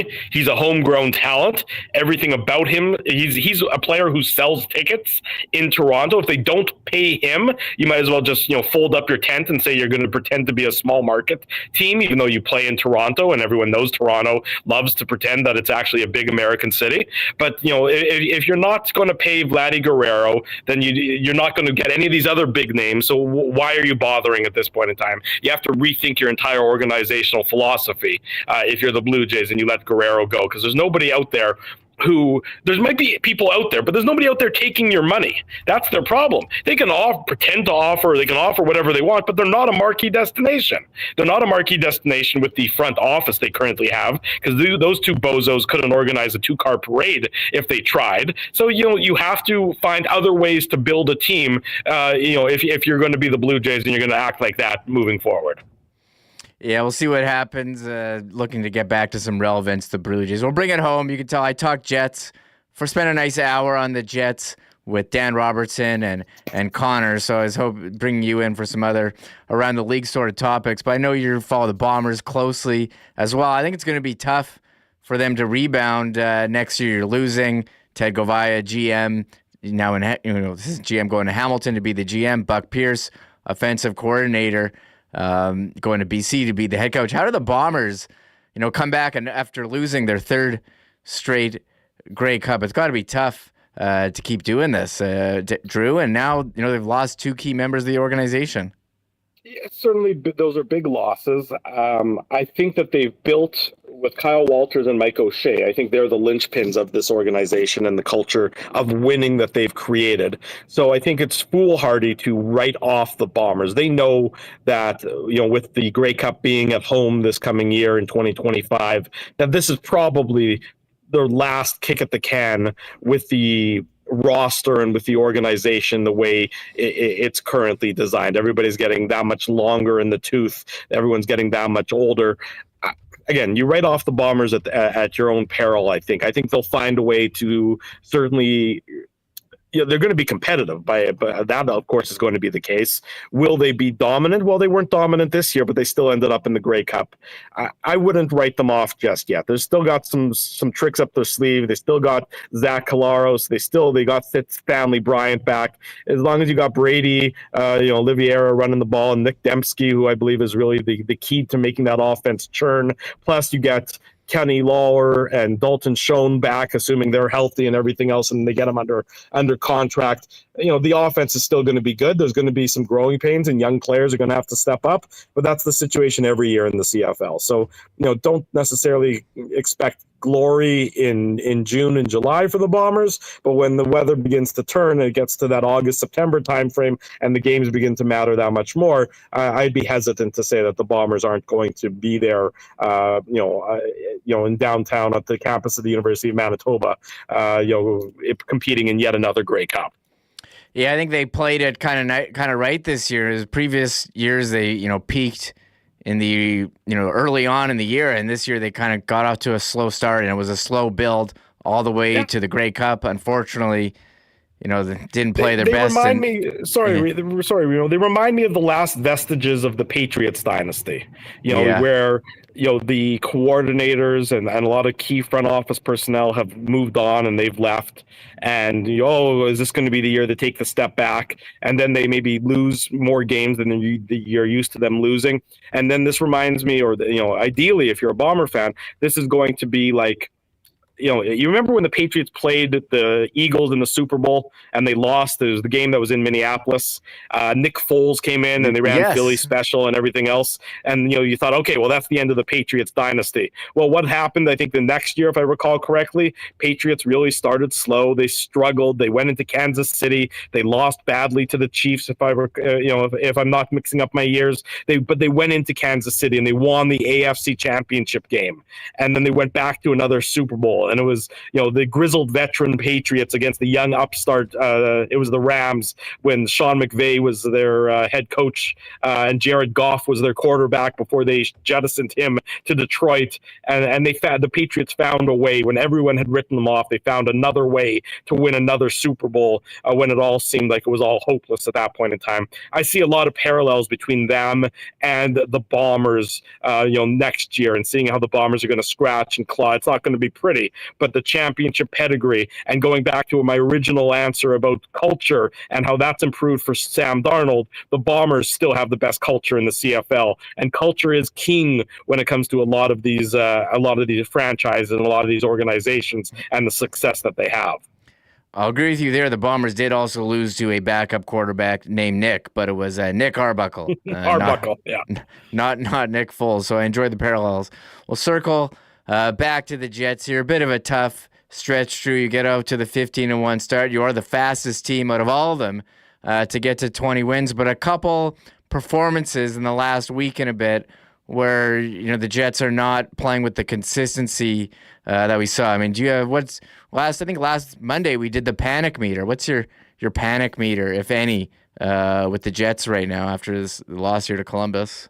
I mean, I don't think my panic meter is high. That wouldn't be fair. I think there's signs of concern, and there's aspects of the game that aren't the way they want it to be. So they certainly look how they played against Chicago. Certainly it was a good sign. How they played to some extent against Buffalo was a good sign. Yesterday against Columbus, not great. I want to see a better result Tuesday. They're off the ice today, so it's a complete off day. There's no travel. They're at home.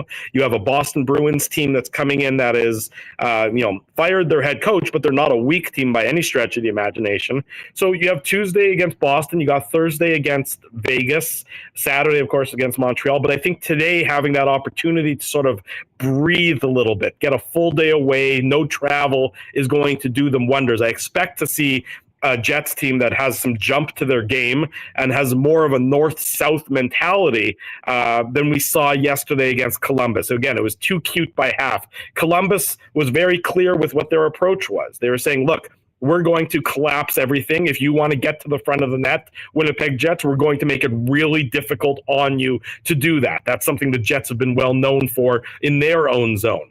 So let's see how the Jets respond to that. Columbus really did a very admirable job of taking away the front of the net and then being opportunistic when the Jets got sloppy.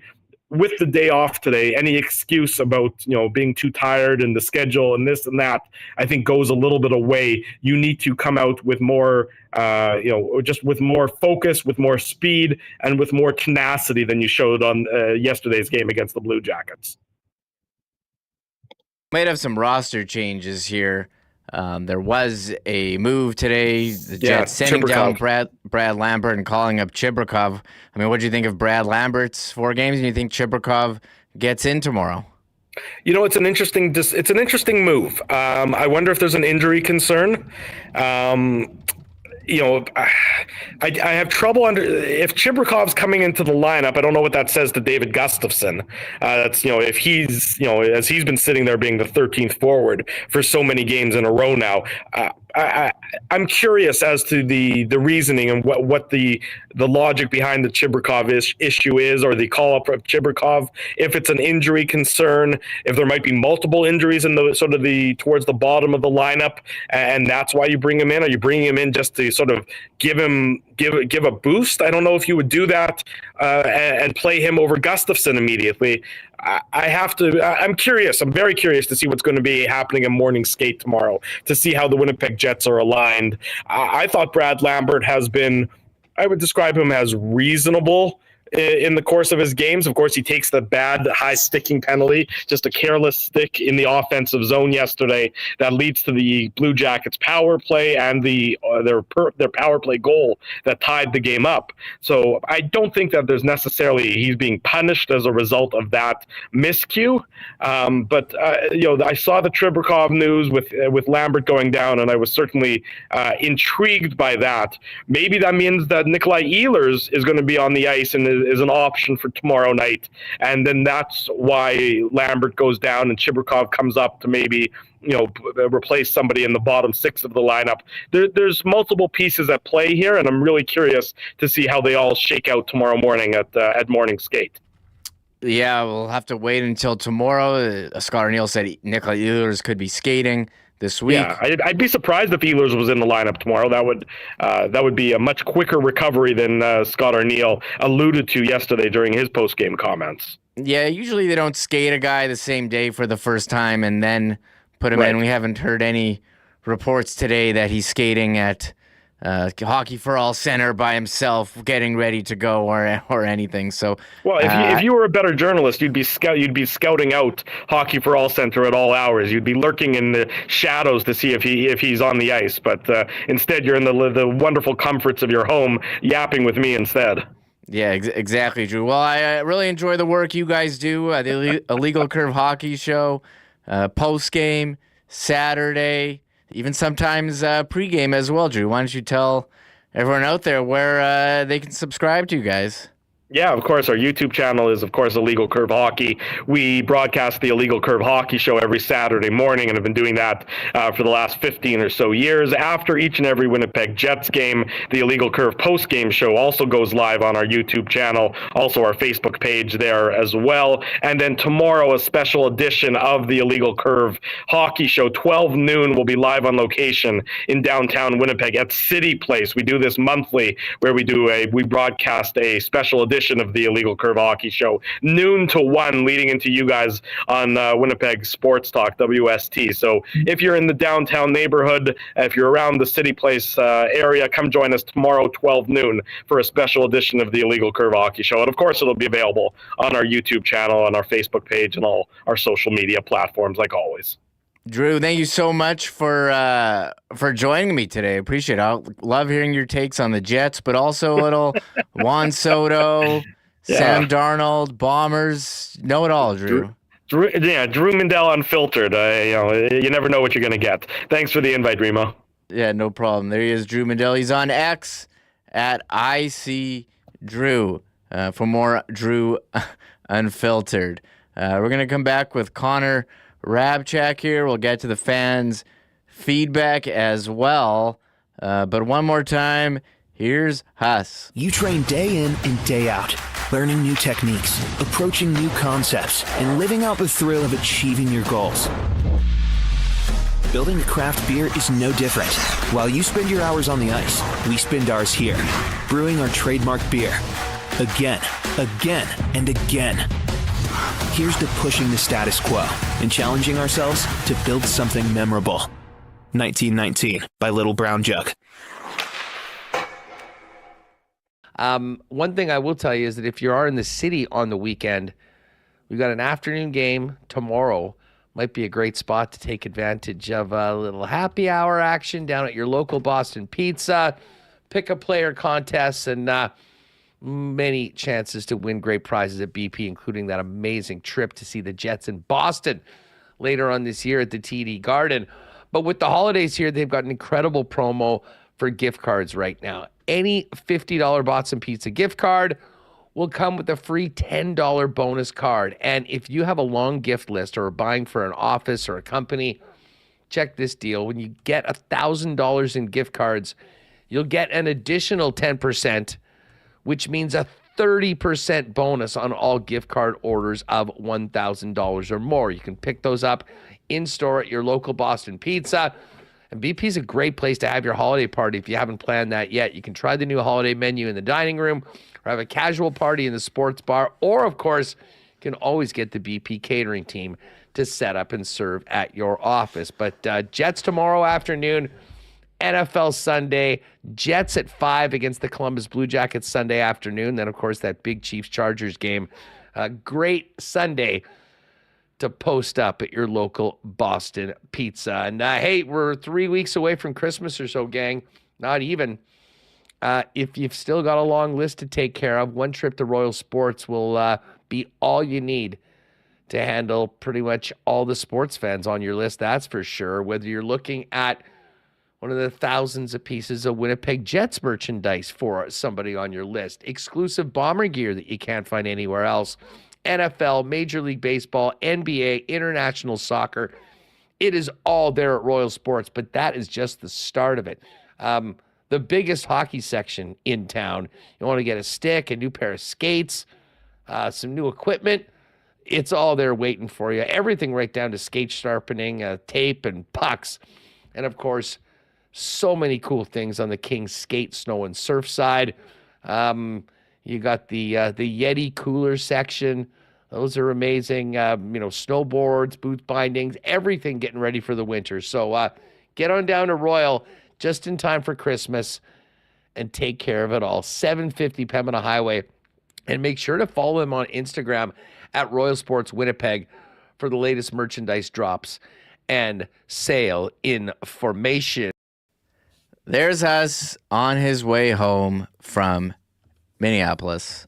Was at the Vikings game. He'll be back tomorrow. We'll get set for Bruins, Jets at Canada Life Center. But today we do have the trade. Full details from Frank Cervelli to the Avalanche, Mackenzie Blackwood, Giovanni Smith, a 2027 fifth-round pick to the Sharks, Alexander Georgiev, Nikolai Kovalenko, a 2026 second-round pick. That's not this year's draft, but next year's. And next year's, this is a 2025 fifth. Frank noting some solid asset management by Mike Greer, the Sharks GM, who got the rights to Blackwood for a sixth-round pick. So he just turned that into a second, a fifth, a goalie, and another player. So Connor, bring him back in, Connor Hrabchak. Seems like some nice work here by the Sharks, but the Avalanche, desperate need of goaltending, just revamped their goaltending to the Wood tandem, Mackenzie Blackwood and Scott Wedgwood.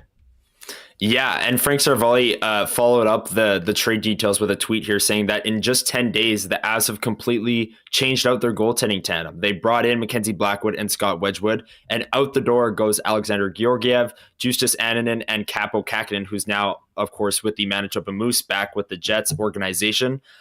So yeah, Colorado has a clear need. I mean, we all knew that this would be their biggest detriment coming into the season if they were going to struggle out of the gate, if they were somehow going to miss the playoffs or not go deep in the playoffs. It was going to be because of goaltending. They were losing a lot of games because of that, along with the long list of injuries that they had to start the season. And yeah, good work. I mean, I don't know about like the value of this deal, but Colorado has a clear need at goaltending and they're doing everything they can to address it. So I think it's a good move for them. Yeah, shout out to Kevin Kowalik. Says, so Colorado's goalie room is now called the Woodshed. Get it? Because both their goalies, they have wood in the name. Anyways. Nicely done. Nicely done. One thing about the NHL happening right now is the NHL Board of Governors meetings in Florida. They all like to go out, meet, talk about stuff. Here are the couple of the topics via Pierre LeBrun. CBA expires, I think, next year, September 26th, and they want to get it done. We don't want to see any work stoppages. Salary cap projection seems like it's going to go up. 92.5 was the projection from Gary Bettman. Expansion talk. We've had Seattle. We've had Vegas. Are they going to go anywhere else? Atlanta? Houston? No expansion talk on the table. International play.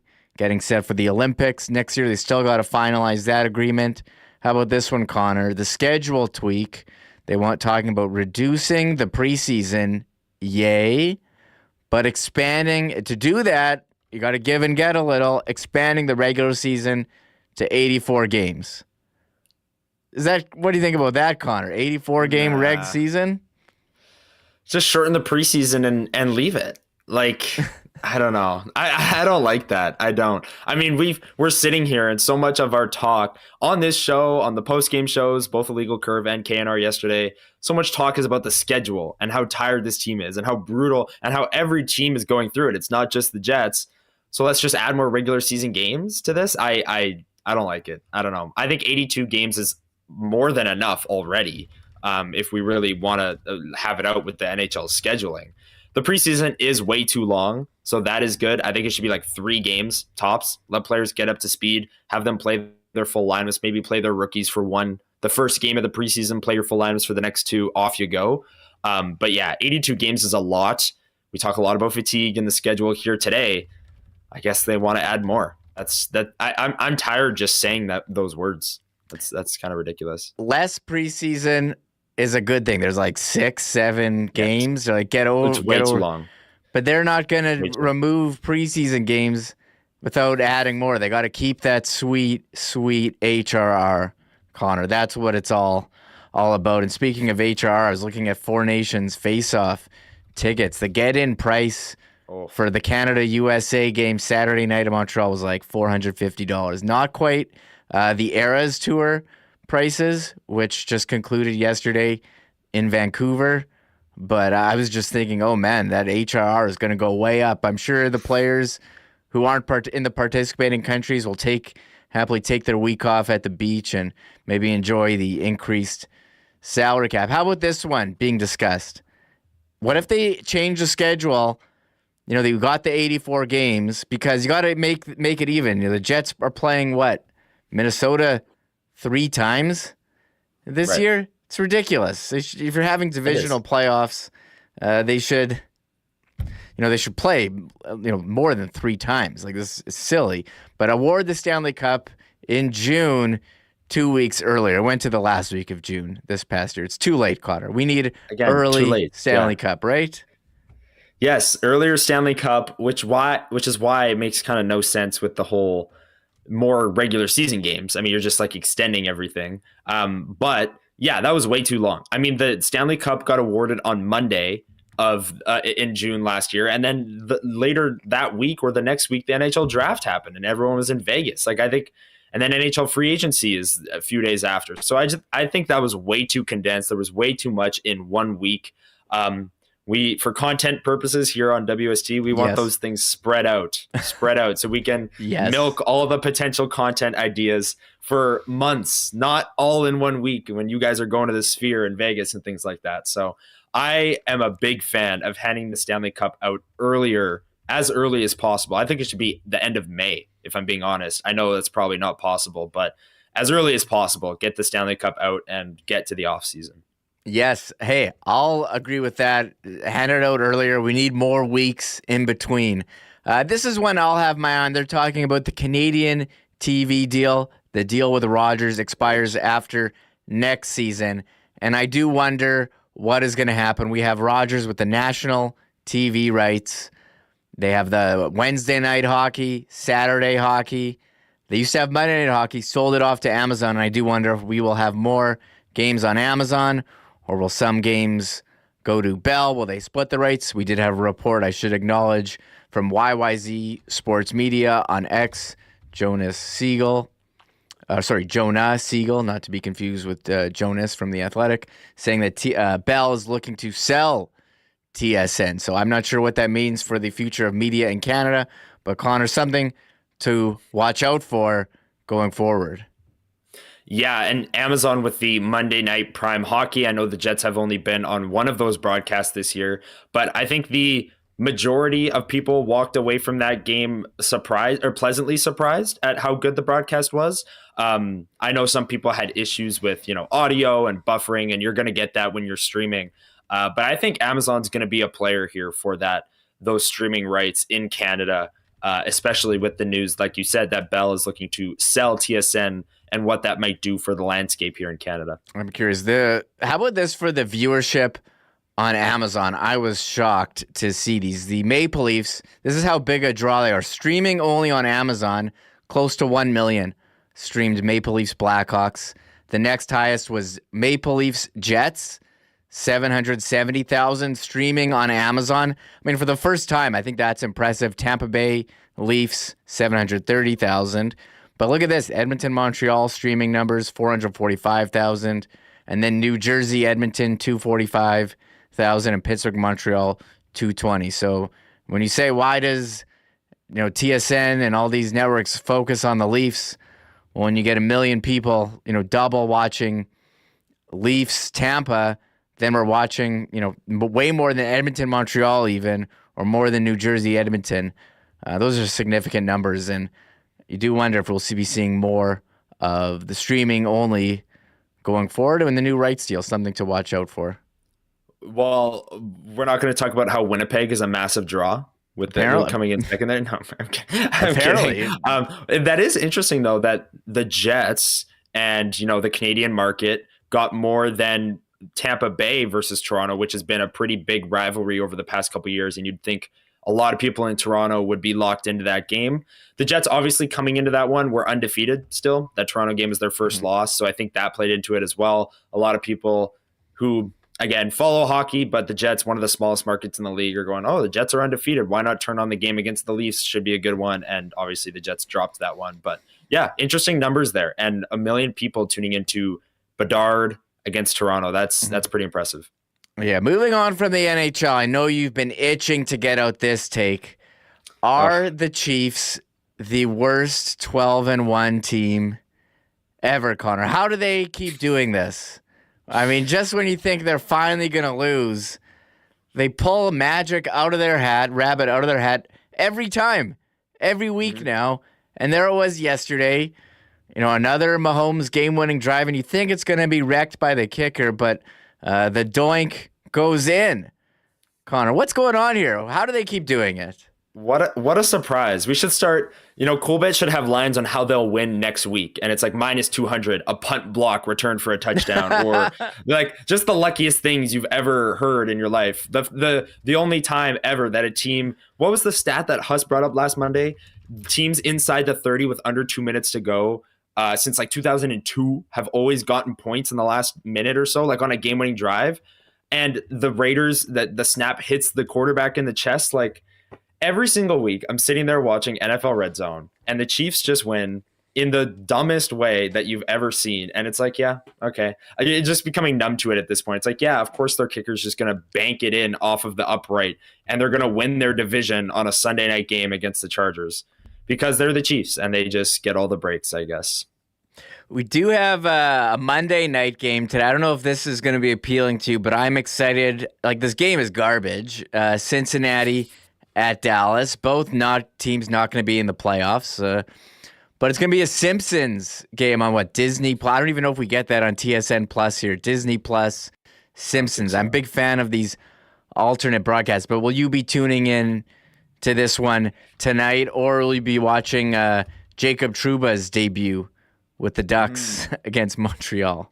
That's on Prime. That was on Prime. Throwing it back to our previous conversation. There we go. Which one are you on tonight? They might crack 1 million viewers again for Jacob Trouba's debut. No, I'm kidding. They won't. But I am not going to be watching this football game. I might flip towards it because the Bengals are a really fun team to watch, even though they lose a lot of games. Like, they're well below 500, but all of their games are shootouts because Jamar Chase, T. Higgins, they just go off. Chase Brown, Canadian running back, Joe Burrow, their offense is awesome, but then their defense gives it all up back. So I don't know if the Cowboys can maybe keep up with the Bengals in that game. I know it's in Dallas, so it's in a dome. I'm expecting a lot of points out of the Bengals. So maybe this could be one of those sneaky games where we're sitting here and we're saying, oh, it's two teams that aren't going to make the playoffs, but like the Browns and Broncos last week, it's just a points galore and just a shootout. That's what I'm hoping for, at least.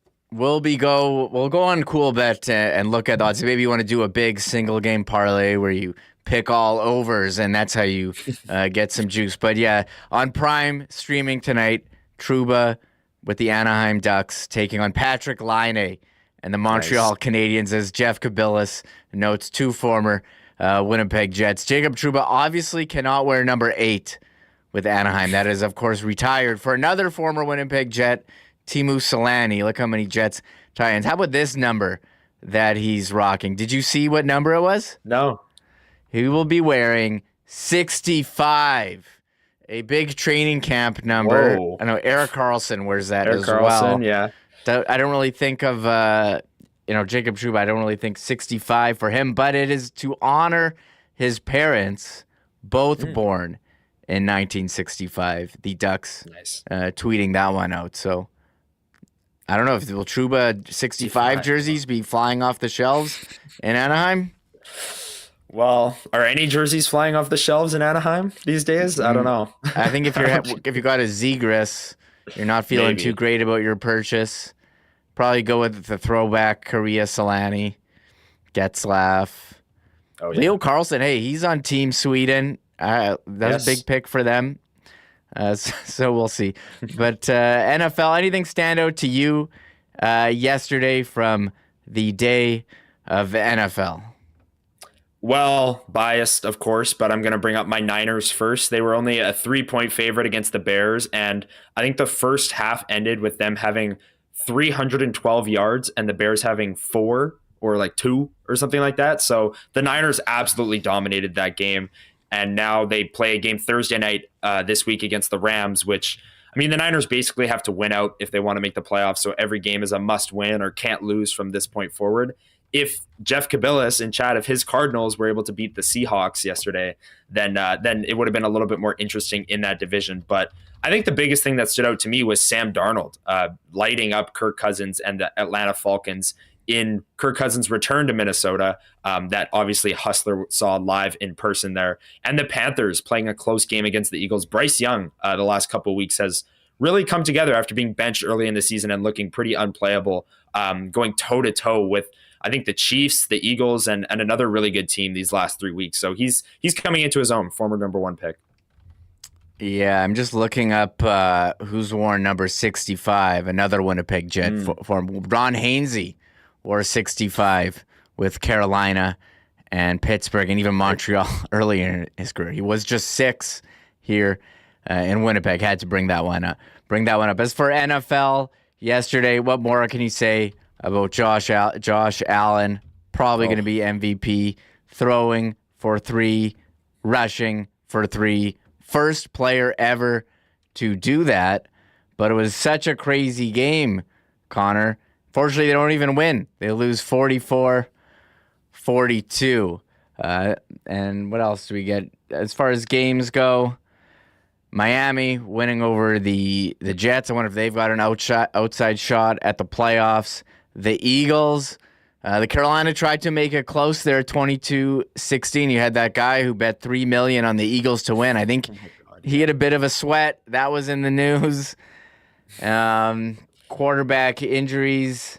Was it Aiden O'Connell injured for Vegas, Tampa, winning? Baker Mayfield having a great season. And Jacksonville with Mac Jones winning over Will Levis and the Jaguars 10-6. I was way too invested in that one for fantasy. Wasn't a ton of great games. New Orleans, Derek Carr, he broke his hand, left the game. New Orleans over the Giants, another game that involved backup quarterbacks. So I think it was the greatest slate of games, but you did have that late one with the Rams and Buffalo in the Scorefest, which I actually didn't see.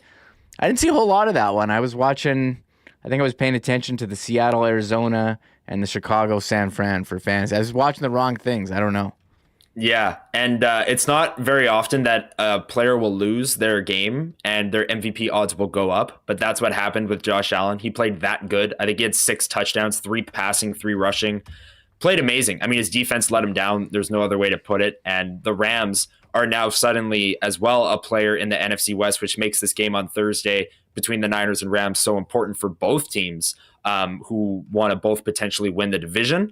But yeah, Josh Allen is just an absolute rock star. He's unstoppable. He's the MVP in my books this year. Saquon Barkley a close second. And you brought up the Giants-Saints game there. I can't help but say that was a dumpster fire. And there was the plane flying over the MetLife Stadium pregame with a message to the owner of the Giants saying, "Fix this dumpster fire." So there's a lot of things going wrong for the New York Giants right now. Who are there's the video. They're primed to have the number 1 pick, to say the least. Yeah, it's amazing. A New York team, they should be good, right? They're from New York, but I think some incompetent management there. Letting Saquon Barkley walk to the rival Philadelphia Eagles. They couldn't fix the quarterback. Looks like they're going to have a high draft pick. But there's a number of games tonight, Connor. We can check out the Cool Bet lines. Oh, wait. Actually, before we do that, let's get to some fan feedback, Connor, about the Jets. What do you make of the loss to Columbus? Where do you want to see Nikita Chibrikov play? do have to give a shout out here to Fans First. Fans feedback brought to you by Fans First, your best option for buying and selling tickets in Winnipeg with no fees. What you see is what you pay. Certainly the best place. I don't know if you got a pair of extra seats to get rid of them. I can tell you as someone who on the odd occasion has had to sell a pair of tickets utilizing Fans First. So user-friendly. Customer service is great. And you're getting paid the next day, right after the game. I know they've been busy for the upcoming, games. Big homestand coming up in January, no doubt about that. Let's see what the chat here has to say about the Jets, about just about anything. Waiters says he wants to give Josh Allen the MVP. We're talking about the games going to Amazon. T. Will is excited for Amazon board ads. We mentioned international play. Al Broderick wants to see it in September instead of during the season, which I think makes sense. We've talked a lot about the schedule, just going through some of these great conversations. It's your boy Bruce. Enjoyed hearing Drew talk about other sports. Great conversation with Drew Mindell.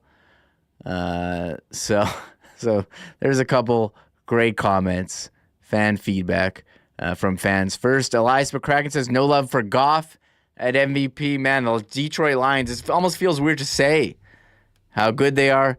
And Darth Skater wants to, they saw what the Avs did trading for a goalie. You do have to wonder, with Dylan Sandberg out longer term, do the Jets look to acquire another defenseman? That is fan feedback brought to you by Fans First, your number one spot for buying and selling tickets. By fans, for fans, with no fees. All right, Connor, let's check out some of these cool bet lines. Let's do it. As I bring them up here. Here we go. Short slate in the NHL tonight, I think. Only 3 games? A couple games, yeah. We do have Dallas and the Bengals. Bengals 4.5-point favorites. Rangers, massive favorites since, they trade away Trouba. They did lose over the weekend. It's not going well for the Rangers. Signed Shesterkin to the huge contract. Minus 250 favorites over Chicago. Chicago did not look good. I would think Rangers scoring a lot of goals. And this one, Montreal favorites at home against Anaheim and Jacob Trouba's debut. Could you take a Trouba Laine parlay? Laine to score, Trouba to get a point in his Trouba to get debut. ejected. The former Jet parlay, Andrew Kopp and the Red Wings. Sabres are minus 125 against Detroit. Actually, shout out to Sabres forward Tyson Kozak, was denied his first career goal by the Jets. What a horrible review. Imagine, having the stones to throw the challenge flag on a guy's first career goal. They did it, but he got it back. Over the weekend, he did get his first career goal, so congratulations. And we did have some laughs about that on Friday. I don't know. It seems pretty cold-blooded, Connor, to pull the challenge flag on a guy's first goal. I mean, yeah, the camera cuts to the suite or the box with his family during the review. I found it very entertaining. I'm sure the family did not. They were very stressed about whether or not it would stand. But that sucked. Like I tweeted out at the time, that must be brutal. But really nice that he bounced back the very next game and got his first career goal, because he deserved it. Like he's 7th round pick. He's fought his way into the NHL and had the goal. And maybe a ticky-tack goaltender interference. The guy was in the crease, did hit Hellbuck's skate. You can debate that one, but yeah, he got it the very next game. So that was good to see. Yeah, and there is a Lock Shop partner parlay if you wanted to join. I guess Dusty filling in no hustle on that. Cooper Rush over 225 yards passing. Jake Ferguson 35 plus receiving. Jamar Chase 6 receptions, and Chase Brown anytime touchdown. If you think there's going to be a lot we talked about going all overs on some crazy single game parlay. I don't think this is that crazy. Dallas terrible Rendy. They're going to have to throw if they're down. I actually like this, Connor. Maybe I'll put a little sprinkle on that. I don't know if you've got any leans on anything for tonight. No. I mean, I do like that partner parlay a little bit. I also don't mind, a Patrick Laine goal or something like that. You know, he's at home against the Ducks. He has 2 goals already this season. I haven't looked at the Ducks penalty kill percentage, but I can't imagine it's very good. And that is usually a solid bet for if you're taking a player on a top power play. Patrick Laine, you can see they're one of the top odds to score a goal tonight. But if the Ducks have a bad penalty kill, I think Laine would be a nice little sprinkle, like you said, Remis, to throw some money on a score. Man, Patrick Laine is plus 185 to score. Okay, but wait, how about plus 1050 for over 1.5? 2 goals? Or what about this? Patrick Laine hat trick plus 5,100. If you just wanted to have, maybe you would do that. I mean, he's firing the puck. It is Anaheim.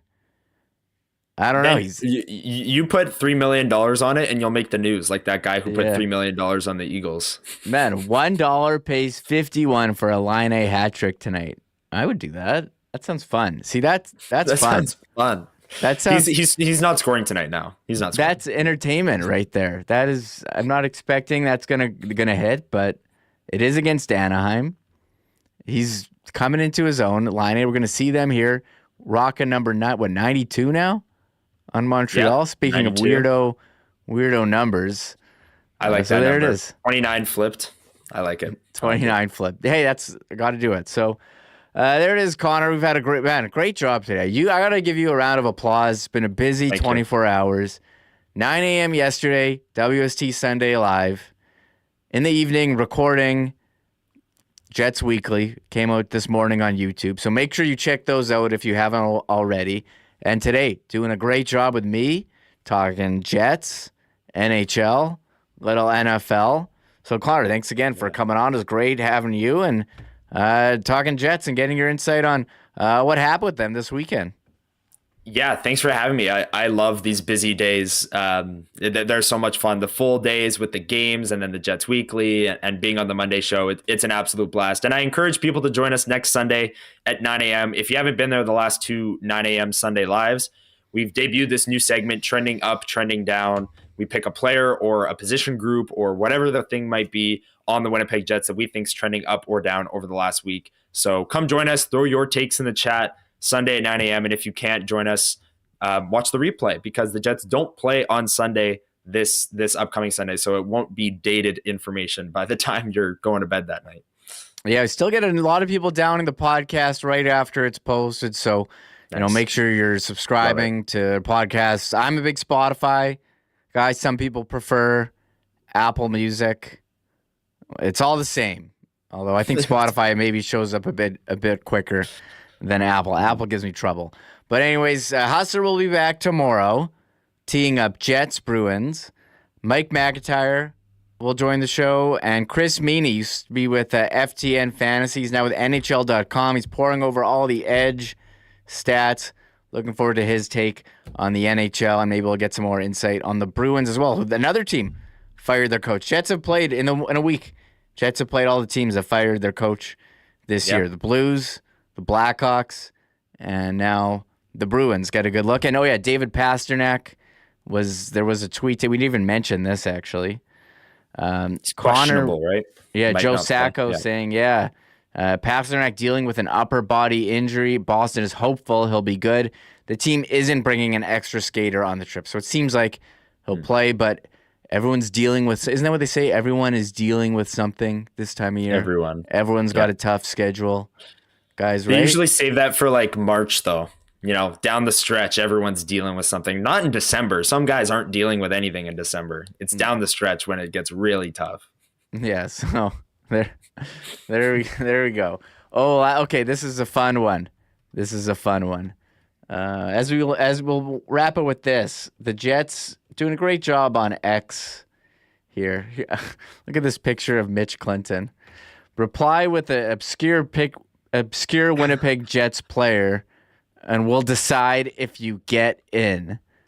We'll end it. Who are you gonna say to get in to this for people on the pod? Mitch Clinton. It looks like he's in Men in Black suit with black sunglasses. Yeah. And this is a big door Which obscure Jets player are you going to reply with to get in? Oh, I know Liz Hood is going to be all over this. She loves the naming obscure Jets players, but I'm going to say Par Lindholm. Wow. That's my obscure Jet. Yes. Oh, big trade deadline acquisition. Yes. Par Lindholm. Yeah. Okay, this is the one I always say. Brett McLean claimed off waivers, before the first game, and then made it into the first game against Montreal. I'll say Brett McLean. I'll give an honorable mention to Brett Festerling, defenseman, just got a job as a Kraken analyst on their TV broadcast. I saw him pop up. Brett, he played a couple games with the Jets, but Mitch Clinton looking really sharp. Really sharp. Check out the Jets Twitter feed. Oh man, this is a good. This is a good one. Good. A couple. Jeff Cabela says Mark Flood, one of my favorites. Julian says Keaton Ellerby. Waiters going with the winner. And Adam Brooks. That was a dark time for the Jets. Carson Coolman says Cruiser. So there we go. Lee Stempniak, get your boy Bruce. I don't know. Lee Stempniak's not obscure enough for me. Scored the first home playoff goal since the Jets came back from Jacob Trouba. Oh, there it is. Okay. We're done here. Time to wrap. I'm going to send you all the hacksaw. He's talking Juan Soto. He's talking NFL. Thanks to everyone who tuned in. Thank you, Connor. Thank you, Dan Robertson and Drew Mindell for joining the show. For Michael Remis and Connor and Hustler. Thanks again for tuning in. Bye-bye. Oh, my God. Oh! Shut it down. Let's go home. Thanks for tuning in to Winnipeg Sports Talk Daily. Make sure to subscribe on YouTube and your favorite podcast feed at winnipegsportstalk.com.